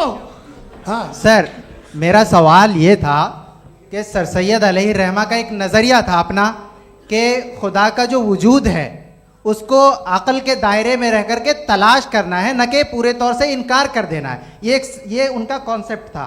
लेकिन मेरा सवाल ये है कि आप इसको कैसे डिफाइन करते हैं, एक्सप्लेन कैसे करेंगे, मैं आपसे जानना चाहता हूँ, क्योंकि you are the product of Aligarh Muslim University. मुझे अकल के दायरे में रखे मैंने बहुत तलाश की, मुझे मिला नहीं। हाँ ये इधर वो चश्मा लगाए जो, हाँ उनको दे दीजिए। जी जी फटाफट पूछिए, बस 5 मिनट है, 5 मिनट में खत्म हो रहा है। हाँ अस्सलाम वालेकुम मुफ्ती साहब। एंड मेरा सवाल जावेद अख्तर साहब से। क्या नाम है आपका? अरे भैया सब मुझे पूछ रहे हो। फैज पूछिए फैज साहब। तो मेरा सवाल ये है कि अभी जो एथियस्ट है वो problem of evil argument use कर रहे हैं अगेंस्ट मुस्लिम्स, राइट? कि इस दुनिया में इतना सारा इविल है और अगेंस्ट मुस्लिम तो यहाँ अगेंस्ट थियस्ट। हाँ थोड़ा सा करेक्ट कर लीजिए भाई। पूरी मशक्कत ही इसी बात की थी कि किसी एक मजहब पे बात ना टिके। जी, तो बेसिकली ये आर्गुमेंट ऐसा है कि इस दुनिया में इतना ज़्यादा ईवल एग्जिस्ट करता है और अगर एक ऑल गुड गॉड है तो वो रोकता क्यों नहीं है? लेकिन इस सवाल में एक हिडन अजम्पशन ये है कि इस दुनिया में ईवल एग्जिस्ट करता है। अब एथियस्ट ये कैसे ऑन्टोलॉजिकली प्रूव कर सकते हैं कि इस दुनिया में ईवल एग्जिस्ट करता है? मैं आपको बताता हूँ, थोड़ा सा समझा। नहीं सर हम लोग इनको सुनिए। नहीं please don't do that. I want to explain ontologically. नहीं हम समझ गए सर, इनको अब जवाब देने दीजिए। अच्छा सवाल पूछ लो। मैं अभी तक क्या था वो मैं थोड़ा सा ऐड ऑन कर लेता हूँ। तुम गुरु, तो हम जब इसका राउंड 13 करेंगे ना तब तुमको स्टेज पे बिठाएंगे। जी तो हाँ जल्दी से। तो देखिए एथियज्म के हिसाब से सब कुछ रैंडमली बन गया है, सब कुछ एटम्स और मॉलिक्यूल्स है। एक पत्थर में और मुझ में सिर्फ इतना फर्क है कि हम लोग एटम्स और मॉलिक्यूल्स का अलग अलग रीअरेंजमेंट है। अब एक पत्थर को कोई इंसान तलवार से 2 टुकड़ों में काट दे या मुझे, according to atheism it is same. There is no evil and good according to atheism. जी अच्छा फैज साहब का सवाल ये है कि हाँ कोशिश भी करते तो इससे गलत सवाल नहीं कर पाते। एक लाइफ फॉर्म है और लाइफ फॉर्म में फीलिंग्स हैं, मतलब लाइफ फॉर्म सुनता है, देखता है, टेस्ट कर सकता है, फील कर सकता है। तो उसकी जो ये जो क्वालिटी इस बबल में आ गई हैं वो जानवर में भी है, इंसान में भी है। तो जाहिर है कि उसे कोई तकलीफ पहुंचेगी, तो चूंकि उसके पास वो सेंसिटिविटी है तो मैं करेगा। पत्थर में वो सेंसिटिविटी नहीं है। तो ये क्या सवाल हुआ कि अगर पत्थर को काटा तो पत्थर को तकलीफ नहीं होती, तो आपको काटे तो आपको क्यों तकलीफ हो? बैठ जाइए। जी हाँ अगला सवाल। हाँ पूछे जी जावेद अख्तर साहब। अरे भैया सब आप लोग मुफ्ती साहब को छोड़ रहे हैं, तो मेरे ही पीछे पड़े हैं क्या? फिर चलो बोलो भाई। You asked how God can exist when children die in Gaza. हाँ? You asked how God can exist when children die in Gaza, and you also mentioned the rise of atheism in Europe. But the same events also are leading many atheists and non-believers to turn towards faith. How do you interpret this contradiction, where suffering pushes some away from God, yet brings others closer to belief? आपको एक बात बताऊं, दुनिया perfect तो कहीं भी नहीं है, हर जगह कुछ खामियां हैं। बेटा एक मिनट आप ही को कहेंगे, देखो वो तो कुछ खामियां, कमज़ोरियां, खराबियां सब जगह है। लेकिन अगर देखोगे ईमानदारी से कि दुनिया सबसे ज़्यादा महज़ब कहाँ है, एक आम शहरी को कहाँ हुकूक हासिल हैं, वो बोल सकता है, अपनी मर्ज़ी से काम कर सकता है, अपनी मर्ज़ी से राय दे सकता है, हुकूमत के ख़िलाफ़ बोल सकता है, बरसरे इक़्तिदार लोगों के बारे में बोल सकता है, सरमायादारों के ख़िलाफ़ बोल सकता है। तो आपको ये स्कैंडिनेवियन कंट्रीज़ में मिलेगा, वेस्टर्न यूरोप में मिलेगा। मैं नहीं कह रहा वो परफेक्ट है, बिल्कुल नहीं, वहाँ बहुत ख़राबियाँ भी हैं, परफेक्ट तो कोई। लेकिन जिन जिन मुल्कों में, लैटिन अमेरिका देखो, गल्फ़ देखो, वहाँ पर आपको ये ज़रूर है कि रेप नहीं होते होंगे। रेप की ज़रूरत क्या है भाई? उसको तो ख़रीद लो, घर में रखो, सड़क पर रेप करने की क्या ज़रूरत है? मगर सुनिए, मगर हकीकत ये है कि वहाँ शख्सी आज़ादी राय देने की, बोलने की नहीं है। जी ये एक आखिरी सवाल मुफ्ती साहब से। हाँ मैम, इनको माइक दीजिए। शुक्रिया। मेरा नाम मनीषा है, मैं हरियाणा से आई हूँ। मैं मुफ्ती साहब से एक बात पूछना वाह। चाहती हूँ। आप बार बार जावेद साहब को कॉन्ट्राडिक्ट तो कर रहे हैं कि आपने ये कहा, लेकिन आप भी assumptions के बेसिस पे बात कर रहे हैं। आपने खुदा के होने का कौन सा प्रूफ पेश किया है खुदा की एग्जिस्टेंस का? अब इस सवाल को अलग रहने दीजिए, कौन एथीस्ट है कौन नहीं है। और दूसरी बात जो आपने एक छोटी सी कही थी कि ये फ्री विल का इस्तेमाल करता है इंसान अपनी, लेकिन इस फ्री विल का इस्तेमाल में मतलब खुदा ने ये दे दी सबको ये इजाज़त कि वो कितना घिनौनापन और कितने ज़्यादा ख़राब से ख़राब तरीके इस्तेमाल कर सकते हैं। जवाब सुनते जी। आप फ्री विल को मानती है ना, या अब कहती है कि फ्री विल नहीं है ना, मानती है ना? तो अब आपके पास इसका कोई एक्सप्लेनेशन नहीं है कि अगर एक इंसान उस फ्री विल का इस्तेमाल करके गलत काम कर रहा है और बच के अच्छी ज़िंदगी गुजार के निकल जा रहा है, उसका कोई रिकम्पेंस नहीं है। हमारे वर्ल्ड व्यू में जो इंसान गलत काम कर रहा है उसको भी रिकम्पेंस यानी उसका बुरा बदला मिलना है, और जो सही काम कर रहा है उसको सही बदला मिलना है। लिहाजा जो फ्री विल है वो इस तरीके से है कि एक लिमिटेड टाइम तक खुदा ने मोहलत दी। ऐसा ही नहीं कि छूट दे दी, जो करना है करते रहो हमेशा। वक्त आएगा जब एग्जाम का टाइम खत्म होगा तब रिजल्ट आएगा। दौराने एग्जाम जबरदस्ती आपको नहीं बताया जाएगा। अरे भाई एक सेकंड, जी, एक सवाल मुफ्ती साहब से मेरा है। सर, मुफ्ती साहब से जी, एक सवाल। हाँ, मैं भी- हाँ, हाँ, मुफ्ती हाँ, साहब, मैम, एक प्लीज, सेकंड, रुक जाइए। आपसे फोन, आप इसके बाद आपसे पूछिएगा, माइक यहीं छीन रहेंगे के वो। हाँ, बोलिए। मैं मुफ्ती मैम, साहब एक एक ही सेकंड। सवाल करता हूँ कि अगर जो हो रहा है फ्री विल से हो रहा है और एक दिन बरोज़ क़यामत इंसाफ होगा मैशर में वगैरह वगैरह, तो दुआ क्यों मांगते हैं लोग? दुआ मांगते हैं इसके मतलब है अभी भी उसने ये डिपार्टमेंट रखा है कि मैं रोज़मर्रा की ज़िंदगी में इंटरफेयर बिल्कुल कर बिल्कुल, सकता हूं। He can. तो तुम कैन हो, तुम मुझे नौकरी दिला देते हो, मेरे बेटे को ग्रीन कार्ड दिला देते हो, और 45,000 बच्चे मरते हो, उन्हें रोकते नहीं हो। नहीं तो क्या आप ये कह रहे हैं कि इस दुनिया में जालिमों को कभी पकड़ ही नहीं होती है? अरे जो भी पकड़ होगी, वो बच्चे रोते हैं। बिल्कुल, देखिए वो औरतें मैंने रोती अपने हैं, ओपनिंग जिनके बच्चे स्टेटमेंट में यही कहा था आप कि मुझे जनाब नौकरी जावेद दिलवा साहब सिर्फ रहे हैं, इमोशनल मेरी आर्गुमेंट बेटी की जगह सही दिस इज जगह एन शादी इमोशनल करा रहे हैं। आर्गुमेंट। ये छोटे मोटे काम इसके पीछे का रीजन मैंने बताया क्या है? देखिए, इसके मैं पीछे का बार-बार यहाँ विजडम क्या है पर मैंने बताया। मंच से आप लोगों को सज्जनों इसलिए कह रहा हूं ताकि थोड़ा सा आपके कॉन्शियंस पे जोर रहे कि आपको ऑर्डर बचा के रखना है। वक्त तय हुआ था, ये वक्त पूरा हुआ, आपने इतने धैर्यपूर्वक सुना, मैं आप सबका बहुत बहुत शुक्रगुजार हूं। यदि इन दोनों विद्वानों की इच्छा होगी तो कभी हम इस बातचीत का राउंड 2, राउंड 3, यही तो देखिए खूबी है इंसान की कि बहस मुबाहसे में वो पड़ा रहता है। आप लोगों ने बड़े धैर्य का परिचय दिया, बहुत बहुत शुक्रिया। इसी के साथ ये बातचीत यहाँ पे आप समाप्त लोग को होती है। मैं एक बात बता दूं, ये सारी बहस हो गई, अब मुफ्ती साहब और बड़े मुफ्ती साहब इन साथ के साथ मैं खाना खाने वाला हूँ।